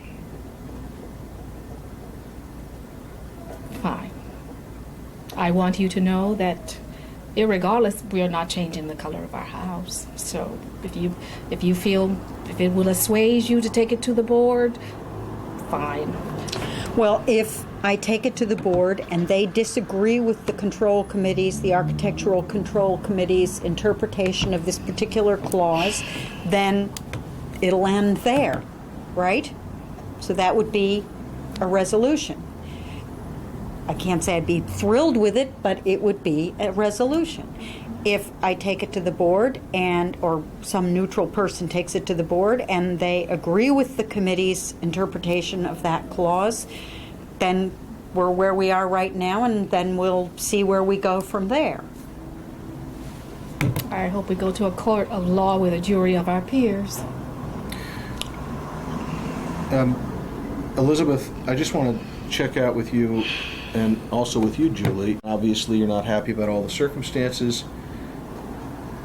Are you comfortable with that as a decision with where to take things and where to leave them today? In some ways, and again, I don't want to read things into what you're saying, Elizabeth, just sort of listening to the way you describe that particular step, would you be more comfortable saying, I'm just thinking like in the opposite terms, would you be more comfortable saying, you know what, it doesn't really make sense to delay things, let's just let this go on to the lawyers and let the chips fall where they may. Is that more comfortable to you?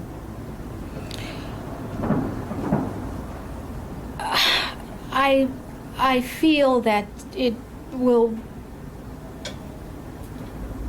may come to that, but if we're sitting here thinking, oh, there is one more step that we can take by going to the board, and we have certainly a neutral representative, and we can perhaps resolve it in that way, then I am certainly not unwilling to try that. But I am mindful that the board nor the committee is diverse, or it reflects the diversity of the community. So I almost say it with a sort of tongue-in-cheek, but I am willing to certainly be pleasantly surprised at a neutral or outcome. But I do know that I do not foresee that anything the board or the committee can say at this point that would make Bernice or I repaint our home. Mm-hmm. And probably before they would, or put a hedge up and with the beautiful light that we have coming in with those beautiful windows to obscure it with high bushes to hide because of somebody's obvious taste problem. I don't think we will do that either. So we are very clear that we are not going to change the house. We are very clear that, and really in our hearts and souls, feel that we have not violated the covenant of the Architectural Control Committee. So I'm going a long way to say, of course we will try that step. And if that step doesn't work, then they will have to do what they have to do. Mm-hmm. And does that, and it sounds like you'd have no problem, you're sort of saying right now that everyone should know that your position is that you're willing to take that step, let this be considered again, but that if the decision is the other way, that you still feel strongly that this is within your rights. We can have our this. day. Yeah, I feel strongly, and we can have our day in court. And given that that's so, Julie, that difference is still there, mm-hmm. does that still seem to be a useful step for whatever, from your purposes? Well, it might be a simpler resolution. I mean, the possibility is there that the board will make a different ruling, and if they do, then that would, take care of it. Mm-hmm. So, yeah, sure, it's not ideal, but it seems like a smart next step. I'm sorry. Well, and if you were going to take that particular next step, is it worthwhile talking more here about how that, and I'm mindful of the fact that, again, there have been other things as well put on the table, and you're certainly free to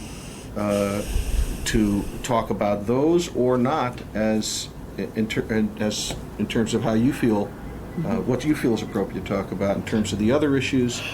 that you've mentioned, that's a possibility. It's also might be, do you want to also talk further about, if you're going to take this next step, how that would work? I'm not exactly clear on what it would mean to have a neutral representative. I don't have to be clear about that, but you might want to. What does that mean? How would that next step take place? Is that something that it makes sense to spell out further, or are you comfortable just leaving it generally? I think we kind of put it on the table. I mean, I think if we have to go through the motions, which I don't think is necessary, but to court and everything, I think it's pretty clear that it's a personal thing. It's not anything obscure as they making it sound like it is. Right, and I'm actually asking you about this notion of going, He's asking about the mythology. The previous step, right. How is it? What are the pragmatics involved? Elizabeth, how would it be if I drafted a letter, and I know that I'm not a neutral, I understand that, and couched it in as neutral a way as I can, and I showed you the letter, and you edited it any way you wanted to, and between the two of us, we came up with a neutral presentation of the two sides for the board. I think, why don't you and Bernice do it? Would you be willing to do that with me? Sure. Okay. and that would be, I'm sorry, go ahead. I guess you were right, Baruch, that things started to, you could say, disintegrate. But on the other hand, when you're looking at it closely, it seems as though even though they're cycling back into what might be called old arguments, they're having it in a new way. They're having the discussion in a new way, and even new information comes out at times, so that there's a direct engagement. They're sharing information, but they're also sharing their point of view, Right. of how they see things. And that is a positive interaction, even though it may, if you stopped and asked them, it may not feel positive because they're still into the negatives of the situation. Yeah, although, I think it's direct engagement, and I would even say, and they're getting information, and they're also engaging all in a kind of advocacy for themselves here. Each one is saying some pretty powerful, persuasive things. Each one is directing some pretty powerful questions to the other, and there are responses. You've pointed out to me before, and we've watched this, that they're talking over each other less here and to each other more, so that there are actually Right. questions and responses. Right. And although they're pointed and they're not sort of always friendly, but there is a sense of strength and engagement and connection in the conversation. And I guess that's one reason why, for most of this segment, I'm not jumping in too much to because it would be breaking that off. Sure. And you could even call that watching the empowerment and recognition unfold, that you can see it at work in the process. Right. That they're involved in that conversation, so that I think it's only when Elizabeth says, "I'm getting a headache," that Right. you then take a moment to summarize what's been happening at that point. And that's almost like a check-in. I mean, if somebody's going to say something, and Elizabeth tends to be the one who says these things through this mediation, right. interestingly enough, that, I'm getting a headache, I don't know how much more of this I can take, do we really have to go on? Those are points where it seems to me that it's appropriate to step in and check, maybe that's really a statement that Right. I've had enough of this. Exactly. And one of the things that I guess we're pretty careful about is keeping that option real for the parties, that they don't have to go on. The case doesn't have to continue. It doesn't have to reach a resolution. So I guess I have a tendency to take any comment like that seriously at face value. In fact, most of the time, what's interesting is that the result of those check-ins is that Elizabeth continues to talk. Sure. Even though she says, I don't really want to talk anymore, I say something like, well, so you don't really have Right. to if you don't Right. want to, You can- and her response to that is to go on and talk some more. Right. It almost gives her a breather but it also gives her a choice It gives her a choice that to say she may want to add more. right. She Well, may say- and then when she does go on and talk more, that she's clearly exercising a choice. Well, I want to go on with this conversation. Right. I haven't said all that I want to say. Right. Sometimes when people look at a tape of a transformative mediator at work, they comment that the mediator isn't doing anything. And as you Right. said, you're not intervening for some of a good part of their discussion here, but I would say that you are doing something. Do you want to talk about what it is you're actually doing? Well, one of the things that I'm doing is trying not to get into the way of productive, effective conversation that they're having. I'm listening very closely. I'm staying as close as I can to their talk as it unfolds, and wanting not to deprive them of opportunities to speak for themselves and to each other. Just to go back for a moment, we talked about their exchange of information and persuasion. Some of the things that are said in this segment were stunning to me in terms of how powerful a piece of insight it was. For example, at one point when they're talking about whether or not who should bring this proposal to the board, whether it would be impartial, if Julie's committee were to do it, and Elizabeth says, well, you'd be partial. And Julie's response is, well, neither of us is impartial. And Elizabeth comes right back with, I don't have to be impartial. I'm Right. not representing a whole community, as you are. I'm just representing my family. You're not impartial. So it has a different. Well, neither of us is impartial. I don't have to be. I'm not on a committee. I'm not representing the community. I'm representing my family.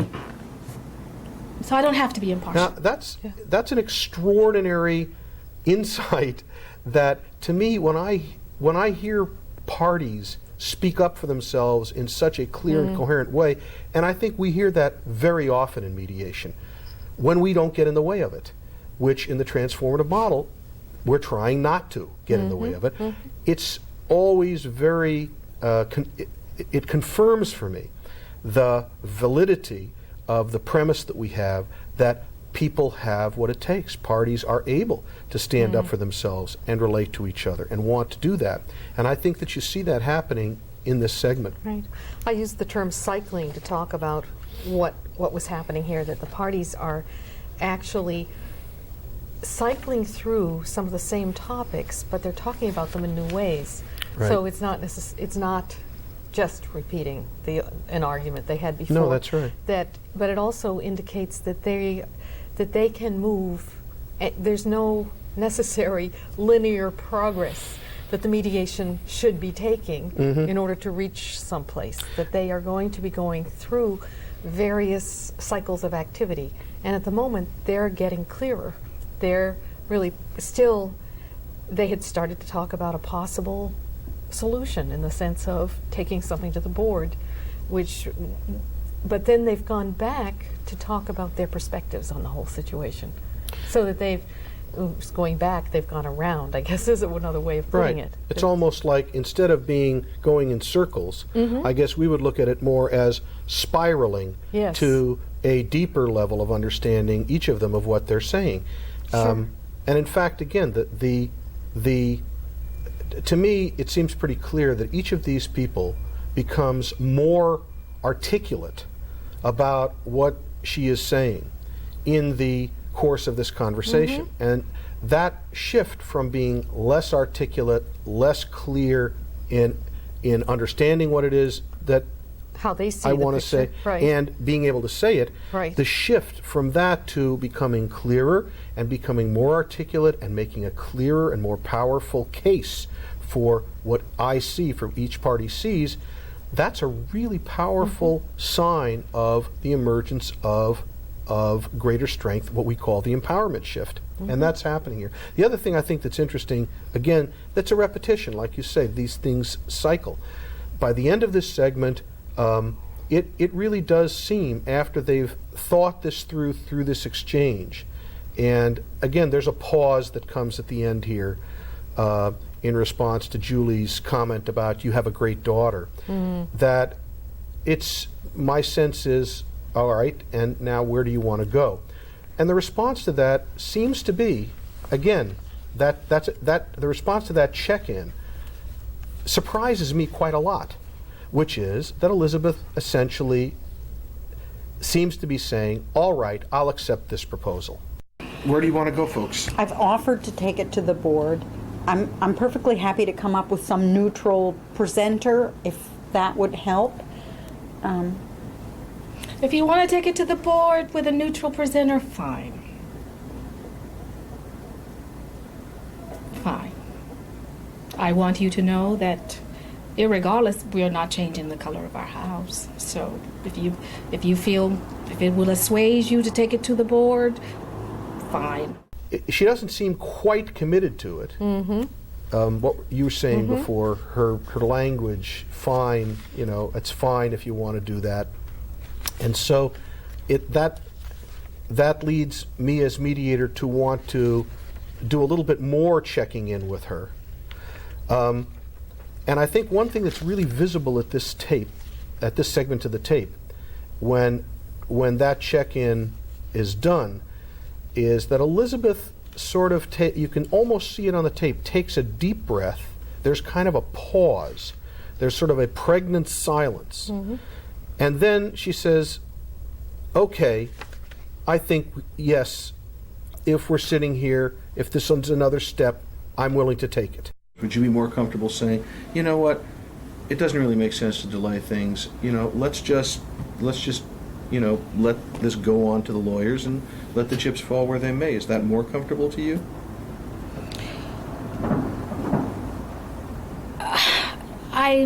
I feel that it may come to that, but if we're sitting here thinking, oh, there is one more step that we can take by going to the board, and we have certainly a neutral representative, and we can perhaps resolve it in that way, then I am certainly not unwilling to try that. And goes on to say what she's willing to do, and she uses the expression actually at the end of that statement, but we're very clear that we're not going to change the house. We're very clear about this. We feel very strong about. So she's directly expressing this sense of, I'm really clear about this now. I've really come to a solid point now. Right. And I'm also struck by the fact that you, a number of times in this segment, offer her the chance to end the mediation. Right.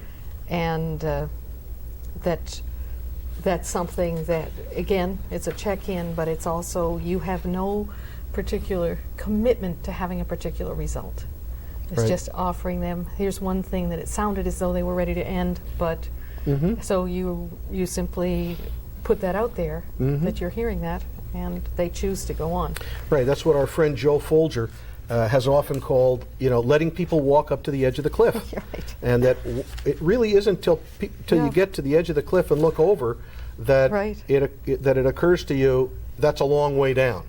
And when people see that, then they make real solid choices for themselves, and they don't really make those choices. It doesn't become real to them always until that moment. So it's helpful to let people see that's where they are, that's where they're standing. Right. Shall we go on now? I guess before we end this piece here, I guess we could say what's interesting is this case in a lot of ways seems to be over at this point, doesn't it, Sally? Well, they have a possible solution. Yeah. Going to the board. Right. They've agreed to, so yes. And Elizabeth seems to be committed to that. Right. And Julie also seems to be, committed to it. So that, again, through the sort of check-ins and conclusions through the end of this segment, I guess if you, again, ask the question, where do you think this is going from here? Well, I think you could wrap it up. You could wrap it up. Yeah. So, again, that's sort of interesting in terms of what it means to follow the parties and to not make any presumptions about where they might go if the mediator doesn't step in and wrap it up. Right. So maybe Okay. we should take a look at the next segment to see what unfolds.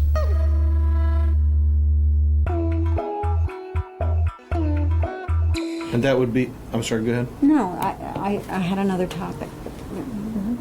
No, that's fine. I'm just wondering, is that would then be presented as a letter to the board? Is that the way the board normally considers something like this? Through somebody We submitting could put a letter? photograph of the house in and a copy of the paragraph that's in question and how the committee feels and how you all feel, and let them do it. And I keep going back to this racism and diversity, and you're sighing again, but it's really hard for me to let that go. Well, that seems like a personal thing also. I know my mom brought that out, but it seemed like it's really, she let it go, and you're still... But she brought up something really important, which Yeah. is that there's no But we're here to diversity talk about on the board. house, and you're still being eaten up by, what was bothering her. So. I'm also trying to respond to what she said. There are no African Americans, Asians, she's right, on the board. And I think that's very unfortunate. And I'd like to see if maybe there isn't something we could do to work on that independent of this. Because it is a matter of election, and elections are coming up soon, and there might be something that we could do to work on that.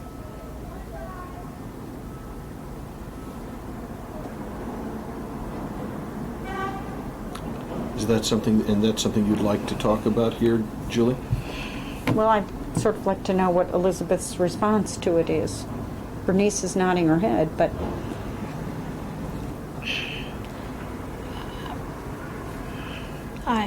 I'm spent.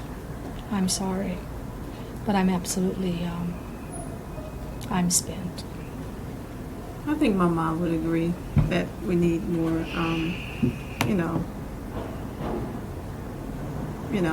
different races on the board. I think we have it in our community. Why shouldn't we have it on the board? And I think if the issue was re-examined and we had the different races on the board, it probably would be a different, resolution to all this, a more expedient one and one that. or whatever the clarifies. resolution was, it would maybe feel fairer because Exactly. I think so.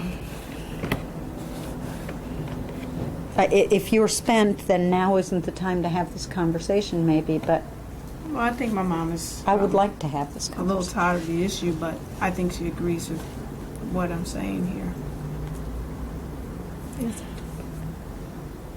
Is it, and again, that's something you could decide to pursue in the future.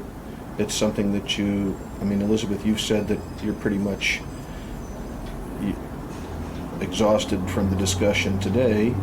I don't know how you feel about continuing to talk about this or have a conversation go on between Bernice and Julie about this now, or whether you'd really like to table the whole thing and take it up another time. It's really I up just to have all of such you. a challenge that it's wearying. The challenge I of, mean, the challenge of dealing with racism in America. And in one easy sentence or two, we're going to correct it and make everything all right. And it's just not so easy.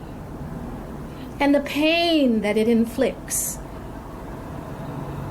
isn't just not like, okay, why this community is quite what? It's got to be at least, 15 or 20 years old, even older than that. And why does someone have to accuse Julie of being what she is, a racist? How do you know that? How do you know that? And then after that, she comes and says, "Oh, very conciliatory. Yes, we can make the board diverse now." Huh? Is it just news? Do you enjoy That living is in a not- racist society? It sounds like you're trying to perpetuate it. No, she It doesn't. sounds My like mom when doesn't somebody mind. reaches out to you, the thought that something might change is so traumatic that you don't want to have anything to do with it. It's easier to just accuse people. No. Julie, reaching out is when you move in next door and somebody knocks on your door and says, welcome. Reaching out is when you move in the neighborhood and you say, you know, we've got this monthly meeting that we have. Would you come? Reaching out is inviting us to the table, not being forced to invite us to the table, not because somebody called you a racist, so then you say, oh, I feel so bad, somebody called me a racist, I've got a son-in-law who's black. Oh, well, I tell you what we'll do, we'll get other people on the community, other black people, and therefore you've reached out to me? Come on. And you want to solve it in 10 easy lessons or 2 sentences with a mediator? You cannot cure 400 years of racism in 5 minutes. You I'm cannot not trying do to it. cure it in 5 minutes. I'm trying to take a step. A little teeny tiny You have step. taken the little teeny tiny step, okay? You've taken it, okay? Now feel good. You have taken the tiny little step. Thank you, thank Oh, you, please. thank you. Oh. I'm sorry, but this is just too much. Well, and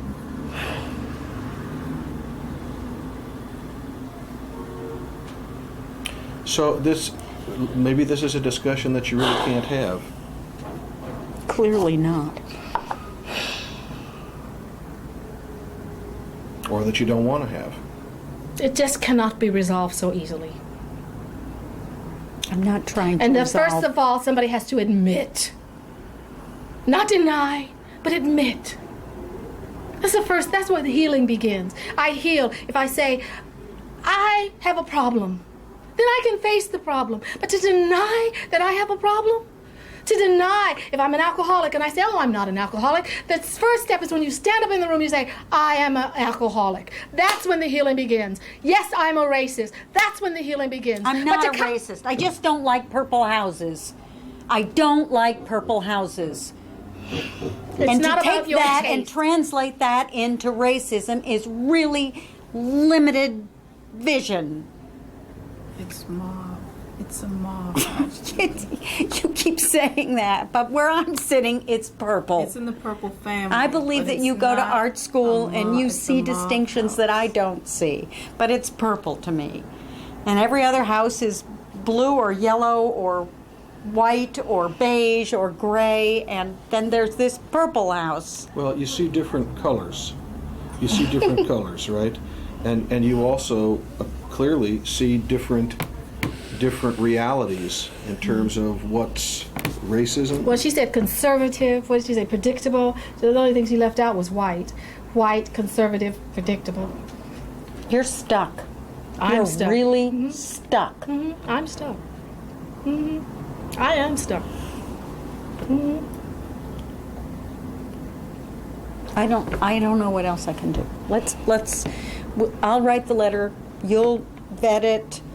Between the two of us, we'll work out a neutral presentation. We'll send it to the board, and we'll see what comes out of that. Okay. Well, Baruch, I guess it wasn't over. It looks like you couldn't wrap it up there, or at least you made a choice not to wrap it up. Well, that's true. Both things are true. It wasn't over, and I made a choice not to try to wrap it up. And again, I think this really sort of illustrates the wonderful unpredictability of sessions and conversations when parties are in control.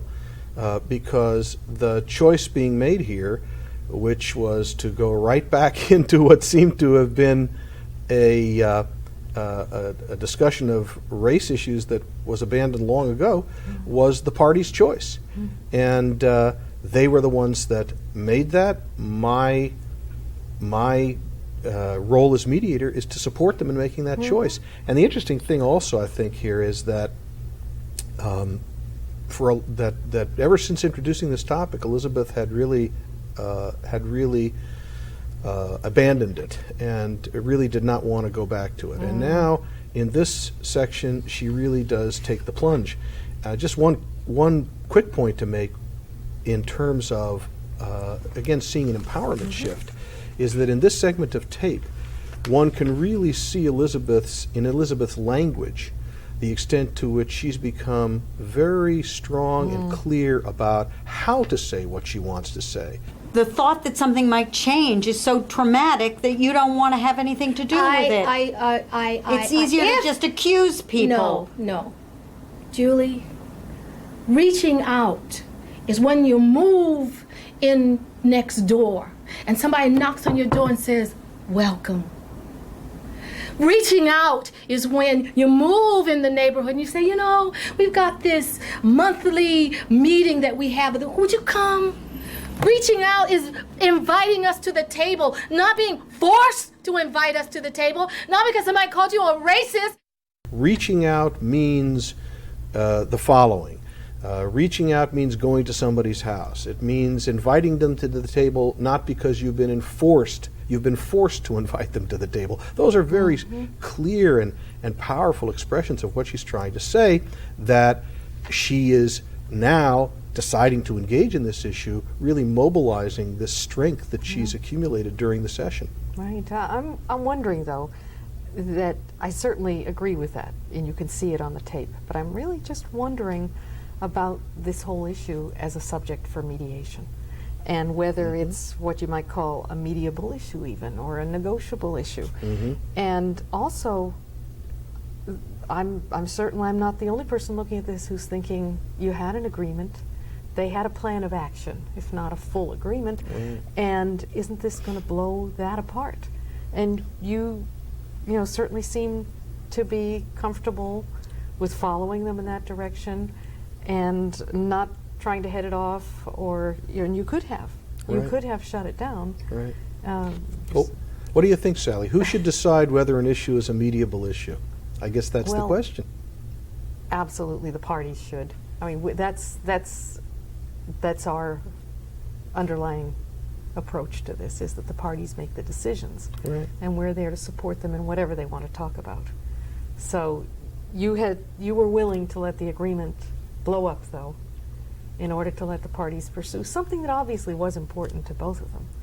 Right, and that really is the point, which is that what we're there is to support the conversation that the parties want to have, not to be pushing for an agreement that may not be what they want to achieve. And even the plan, they had a plan of action that I'm calling the agreement, but that certainly didn't end their concerns over this other issue.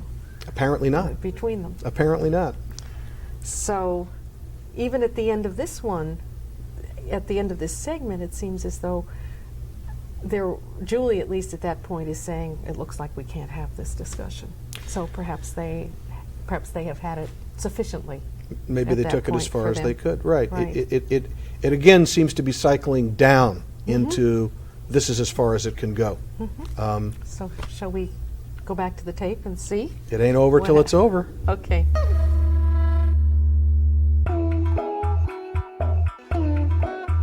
Between the two of us, we'll work out a neutral presentation, we'll send it to the board, and we'll see what comes out of that.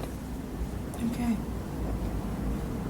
That's that much you can agree on. That much we can agree on. We cannot heal 400 years of racism in When God forbid we should try. Well, you tried, honey. You tried. You invited us to the table. And I would ask you to go home and think about why you rejected it. I did not reject it. You certainly did. No, I did You not certainly reject did. it. I did not You reject certainly it. did. What I rejected is trying to make you feel better about it.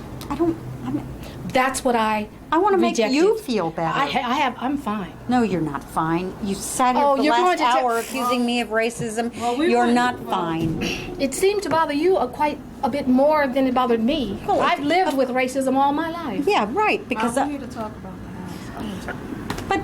but this is relevant. Yeah, it's relevant, but You cannot solve it. You want to feel better. No, I don't want Yes, to feel. you do. And You stop said- imputing feelings No, I'm not. to me. You said, I feel bad. It's unfair. You've been unfair to me. I tell you what I'll do to take a step in the right direction. What do you want me to do? I said maybe we can work on something together. I did say that. That is what?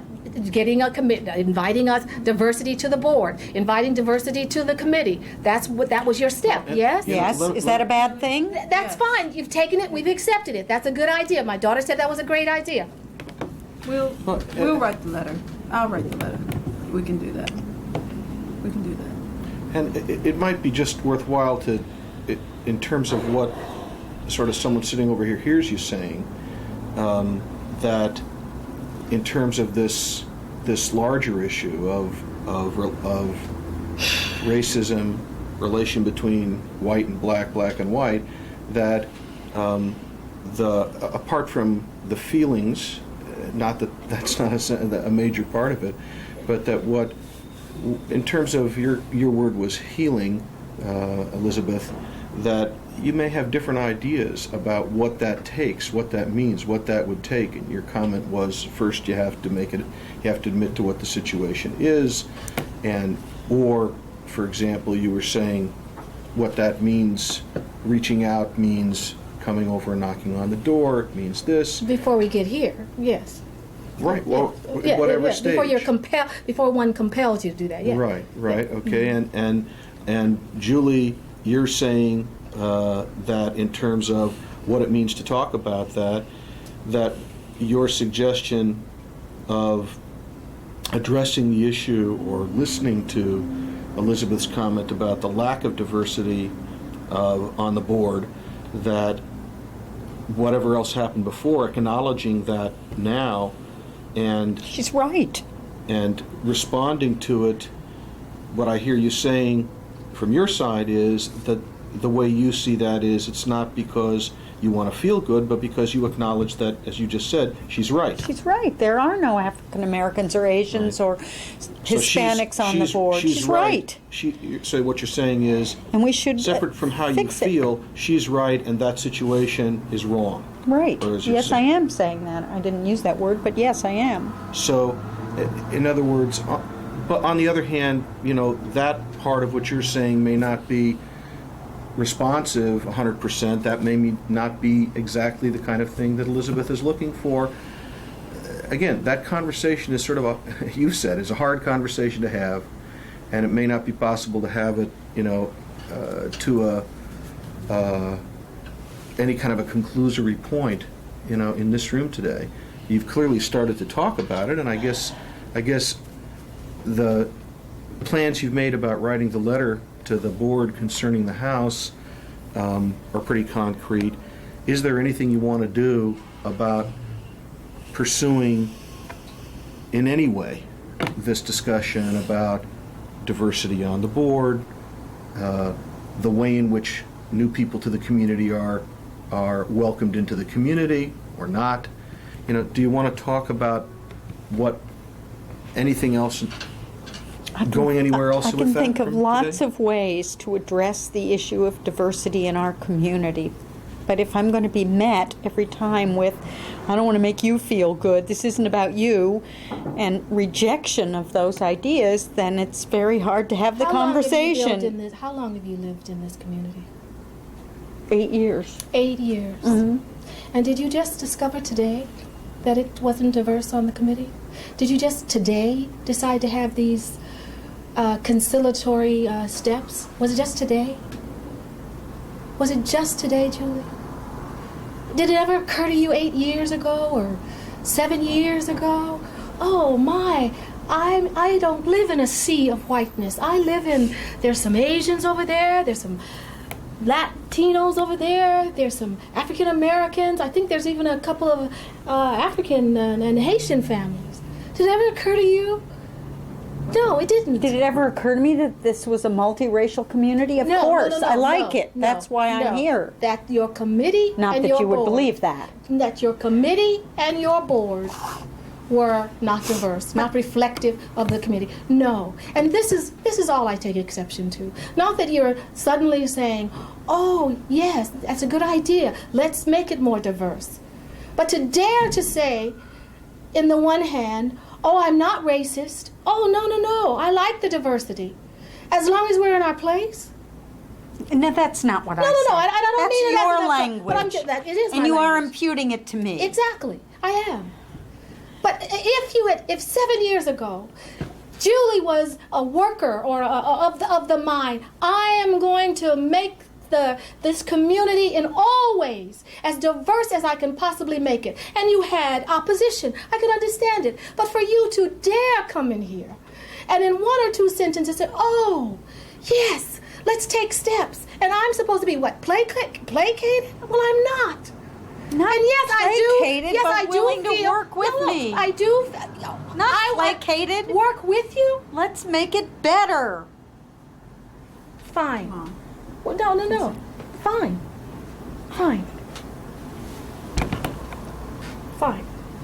Well, and But do you see my point? Because I haven't been an advocate. well, and, Not an advocate, honey. Because I choose. Not an advocate. You are the one who's saying, I care. My son-in-law is African American. I moved in this community because I wanted diversity. And yet in your very life, other than your son-in-law, is your world diverse? I don't think so. You have no idea. If I'm judging by this committee, You have you no can nominate. idea. Have you ever nominated a Have you been to my non-white for the church? committee? Have you been to my church? Have you ever nominated Have you been in the city have with you me? ever nominated a non-white person to the board or to the But I'm not, committee? I'm not on the nominating committee. I mean, it's an Ah. irrelevant question. Julie, you always come up with excuses. I just think you think everybody who's white is racist. Please don't do that. Well, I am please, you're talking doing to all these you. things to me. I am speaking to you, specifically to you, We're not racist, Julie. specifically My mom to has you, Some Yeah? Okay, me. to you. can I ask just a question that I'm not sure whether this will clarify anything or not, but in the way you're describing the questions that you're asking, one of the implications that I'm hearing is when you use a term like racist, in this context, one of the things you mean by it is if you're living in a multiracial community, but participating in the management structure, a power structure that excludes everybody but one group, then whether or not there's an intention behind that or not, it's discriminatory. It's, in your word, racist. It excludes. I'm not sure I'm getting that right, but it's sort of, it seems like you're focusing on in the Julie's particular case. I'm just trying to understand. In the meaning Julie's of- particular case, Yep. because I don't want to, as a mediator, give you this definition of racism. No, I don't think that's an exclusion. It's certainly an exclusion that is questionable. Why is that exclusion taking place in a diverse community? Why? I mean, often people say they And want to clearly be. it's all my fault. Julie, I'm really not only addressing the committee and the board. I'm not holding you accountable for the committee and the board totally.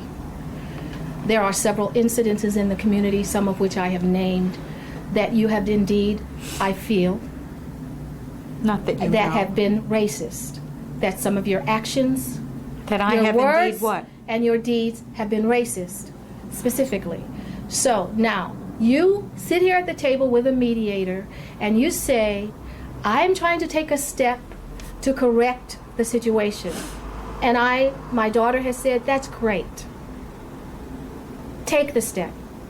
Do what you need to do. You've said you can't elect to the committee, you're not on the election, but you're going to take steps to make it more diverse. Do what you can. And I'm saying to you that the reason that I haven't turned on a dime and said, oh, thank you, great, is because you've been here 8 years. And what has it taken for you to make those steps? Has your heart been open in the 8 years? Yes, you moved in this community because you wanted diversity. What, to say you lived in a diverse, multiracial community? racial diversity to me means some kind of interaction. It doesn't mean staying secular or integrated within your own separate groups. It doesn't mean the board, after umpteen years of a community existing, that it's still all white board, that it's still an all white committee, that all the committees that function in this, come on, and to So imply let's work to change it. that's fine, but you cannot, what you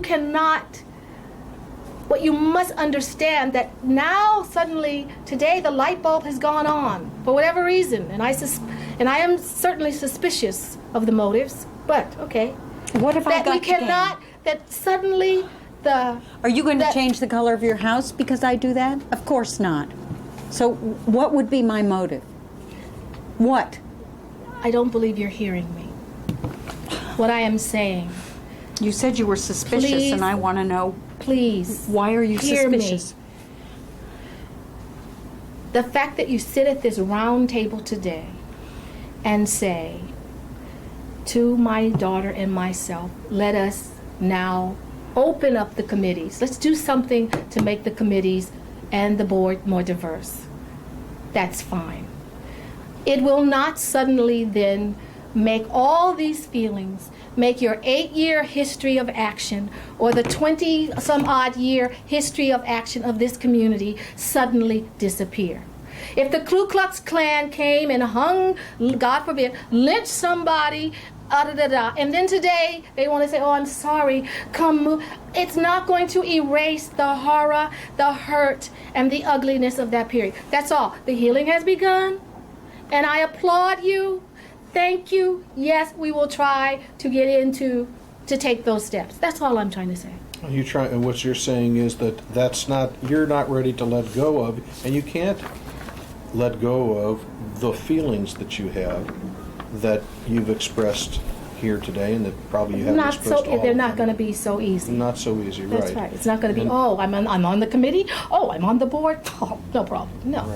Right. And Julie, I mean, you've sat here and been going through this discussion, which isn't all that easy discussion to have.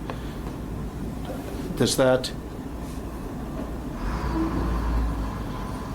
I guess, this has been an important discussion for you to have, obviously, because you brought it back up again and you wanted to talk through some of this. I don't know what your thoughts are about where the discussion is at this point and how you feel about what's come out, whether you think that that's added to your clarity in the situation or understanding of it, and what Elizabeth's views of this are.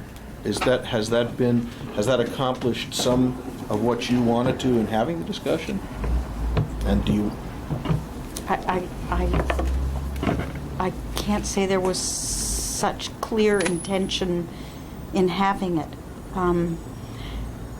I do hear Elizabeth saying that there's 400 years of discrimination, and that one gesture, or 8 years in a community, whichever number you want to use, and one gesture doesn't fix everything. And I appreciate that. Of course it doesn't. I guess I just wish that, although it doesn't put everything to rest, I felt like you were willing to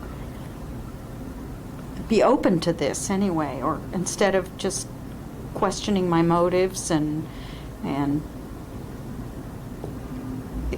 dismissing it. That's what I wish. Julie, I am a woman of God. And I don't want to hurt anyone. And as much as I may disagree with you, I don't want to leave you hurt. I am extending my hand. I don't want to hurt you. Will you work with me? I will Will work you with help you. me to work with you? I will do my best. I will do my best. Even though I don't like purple houses? I like purple houses. What color is it? Mauve. Mauve. And I you like do have a great job. I know I do. Thank you. Thank you.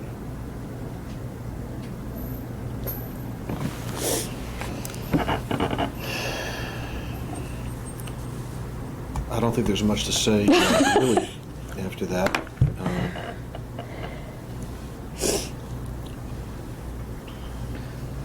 Thank you. Well, we've started the healing of 400 years of racism, but we still have a purple mauve house. Right. You're not giving up that log house. Well, you've talked through a lot of stuff today, and that's part of what conversation is all about. So I hope that the next steps continue as you intend them to, and if there are other ways in which this kind of process can be helpful, I'm certainly willing to continue it if that's useful, whatever happens next. Do you feel comfortable about where you're leaving this at this point? Yeah, I do. Okay. Well, Baruch, this is almost unbelievable. If I didn't understand something about the transformative theory and model, maybe I would definitely think it's unbelievable and staged. But certainly the parties decided they wanted to return to the subject of the racism, and they pursued that subject. Right. Well, and again, it's like we were saying before, it's not over till it's over. It is amazing not just how this whole mediation concludes, but even how this segment begins. You would not expect that, given where we just left off in the previous segment, that this is where it's going. Mm-hmm. They're off again. In a way, for the first time, they're both in sync on this. They both decide, all right, we're going to talk about the race issue. Mm-hmm. That's the first time that's happened. And again, that's entirely up to them. So that when both of them make that choice together, then that really does lay a groundwork for having the conversation that they're really now just about to have. Sure. And the mediator in this kind of situation, I think it's pretty evident from the tape that I'm not pushing them towards this conversation. I'm not doing anything to push them away from it. Deciding to continue the conversation into this difficult terrain, even after what they've accomplished, is entirely their own decision here. Right. And you're simply supporting that choice. Right. Although it does look in this segment as though you're doing something a little different than in some of the other segments. Not a totally different response, but a maybe more frequent involvement in the conversation. You're certainly in there more often, and you're doing a kind of reflection that is not simply mirroring. It seems to be including a kind of translation of what they're saying, or what I often like to call just what they're trying to say. It's not trying to change what they're saying, but really trying to hear, and I think at times we do hear what they're trying to say in what they're saying. So we can offer that as a kind of reflection, as translation. Right. And certainly, so you also seem to be picking up some of the strands of what they had said before, and perhaps that helped you to translate, to understand what they were trying to say, having had so much go on before. No, I think that's exactly right. I think that that is something that is going on here on my part as mediator that is a little bit different than the basic responses we've talked about before, although not a totally new thing. But I think your notion of I'm reflecting not simply what they've said, but what's trying to be said. And there is in doing that, some sense of using what I've heard throughout the mediation as sort of helping them to try to bring this to the surface. Right, and of course, like any reflection, but even more so here, there's a risk in doing that, of not getting it right. Right. And again, your demeanor in the way you present your translation, you offer it, you're willing to be corrected, such as when you mention institutional racism as part of what Elizabeth may be talking about, and she says that's not really it. But it then allows her to go on with what she does want to say. Right. I think that's one of the values and effects and strengths of this particular response, that it allows the parties, because they really are talking about quite difficult things here, so that it's not easy to surface and articulate what they're saying. Having this kind of reflection, which they can sort of take as it were, kind of as a draft, and if I'm willing to let them throw away the draft, then that gives them a stronger platform to actually move into what exactly it is that they want to say, and find the find the exact way that they want to say it, which is, I think, what begins to unfold here. So there's a risk, but it's a risk that is avoided if I'm willing to let go quickly and let them take back control over what exactly it is that they want to express. And it helps them be clearer about what it is they do want to say by knowing what it wasn't. Right, and actually I think what's really striking to me here that I think begins to emerge, at least in part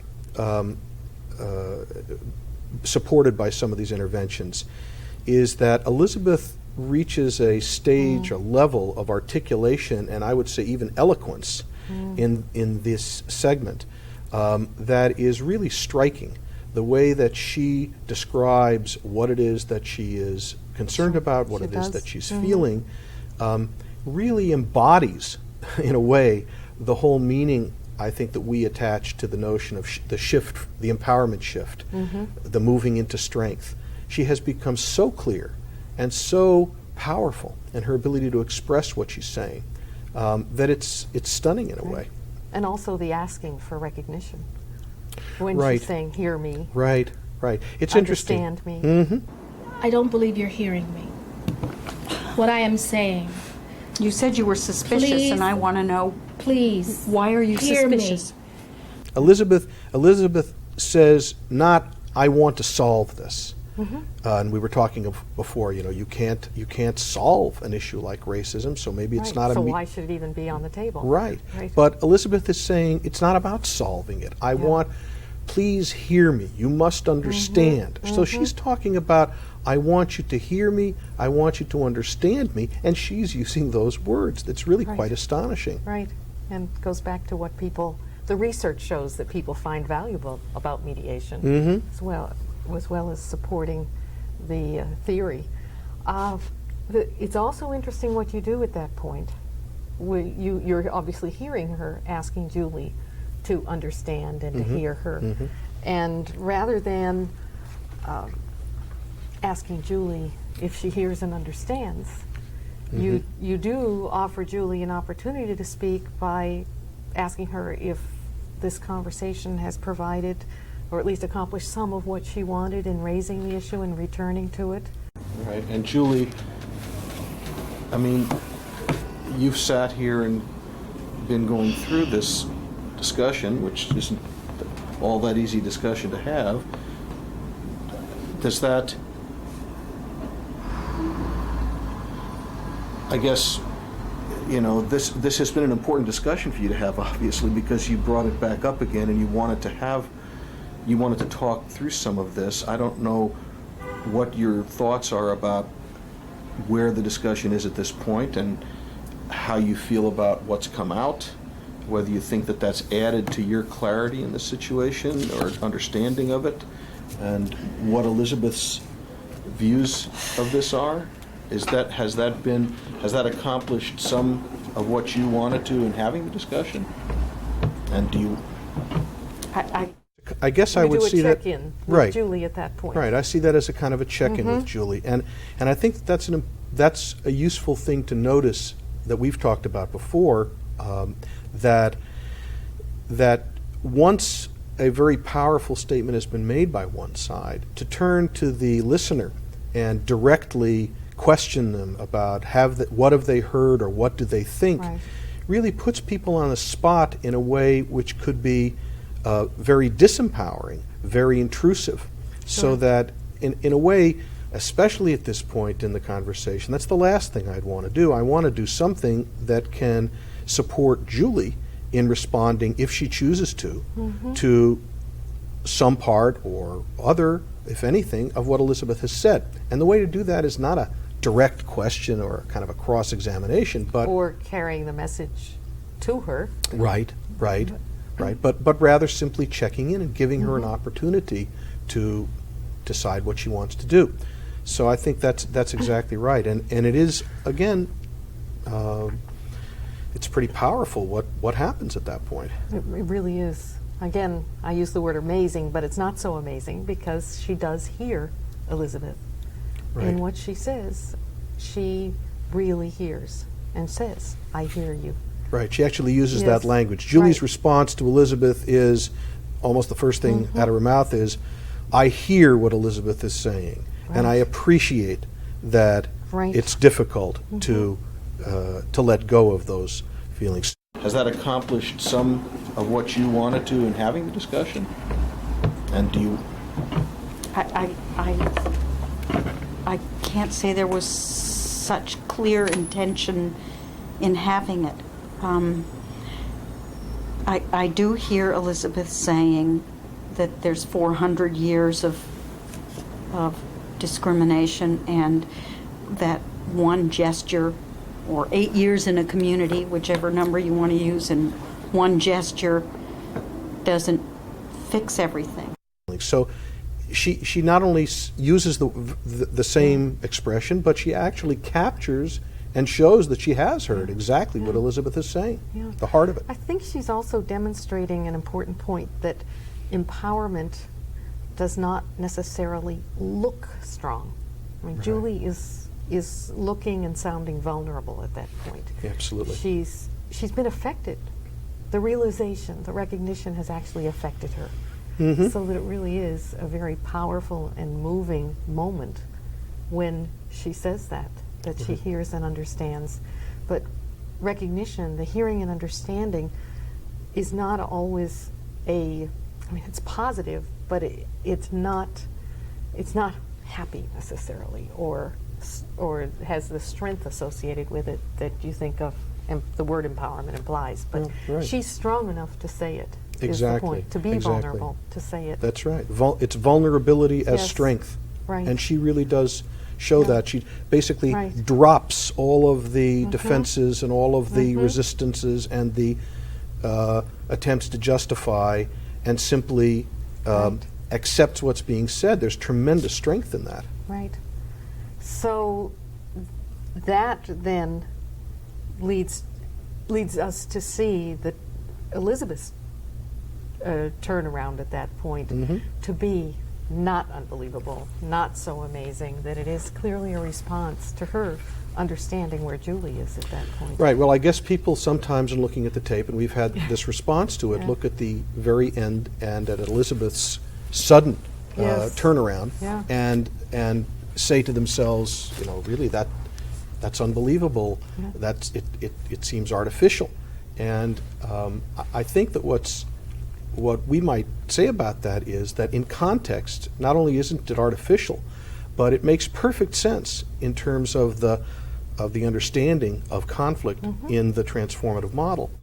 That's what I wish. Julie, I am a woman of God. And I don't want to hurt anyone. And as much as I may disagree with you,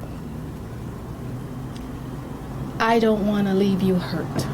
Elizabeth, at that point, when Julie has spoken, has got exactly what she's been looking for. She's been heard. She's received that recognition, and she now has moved into herself a position of great strength. And in that position, she's no longer a victim. Right. But as we said in the beginning, talking about the model, people want to be neither victims nor victimizers. So Exactly.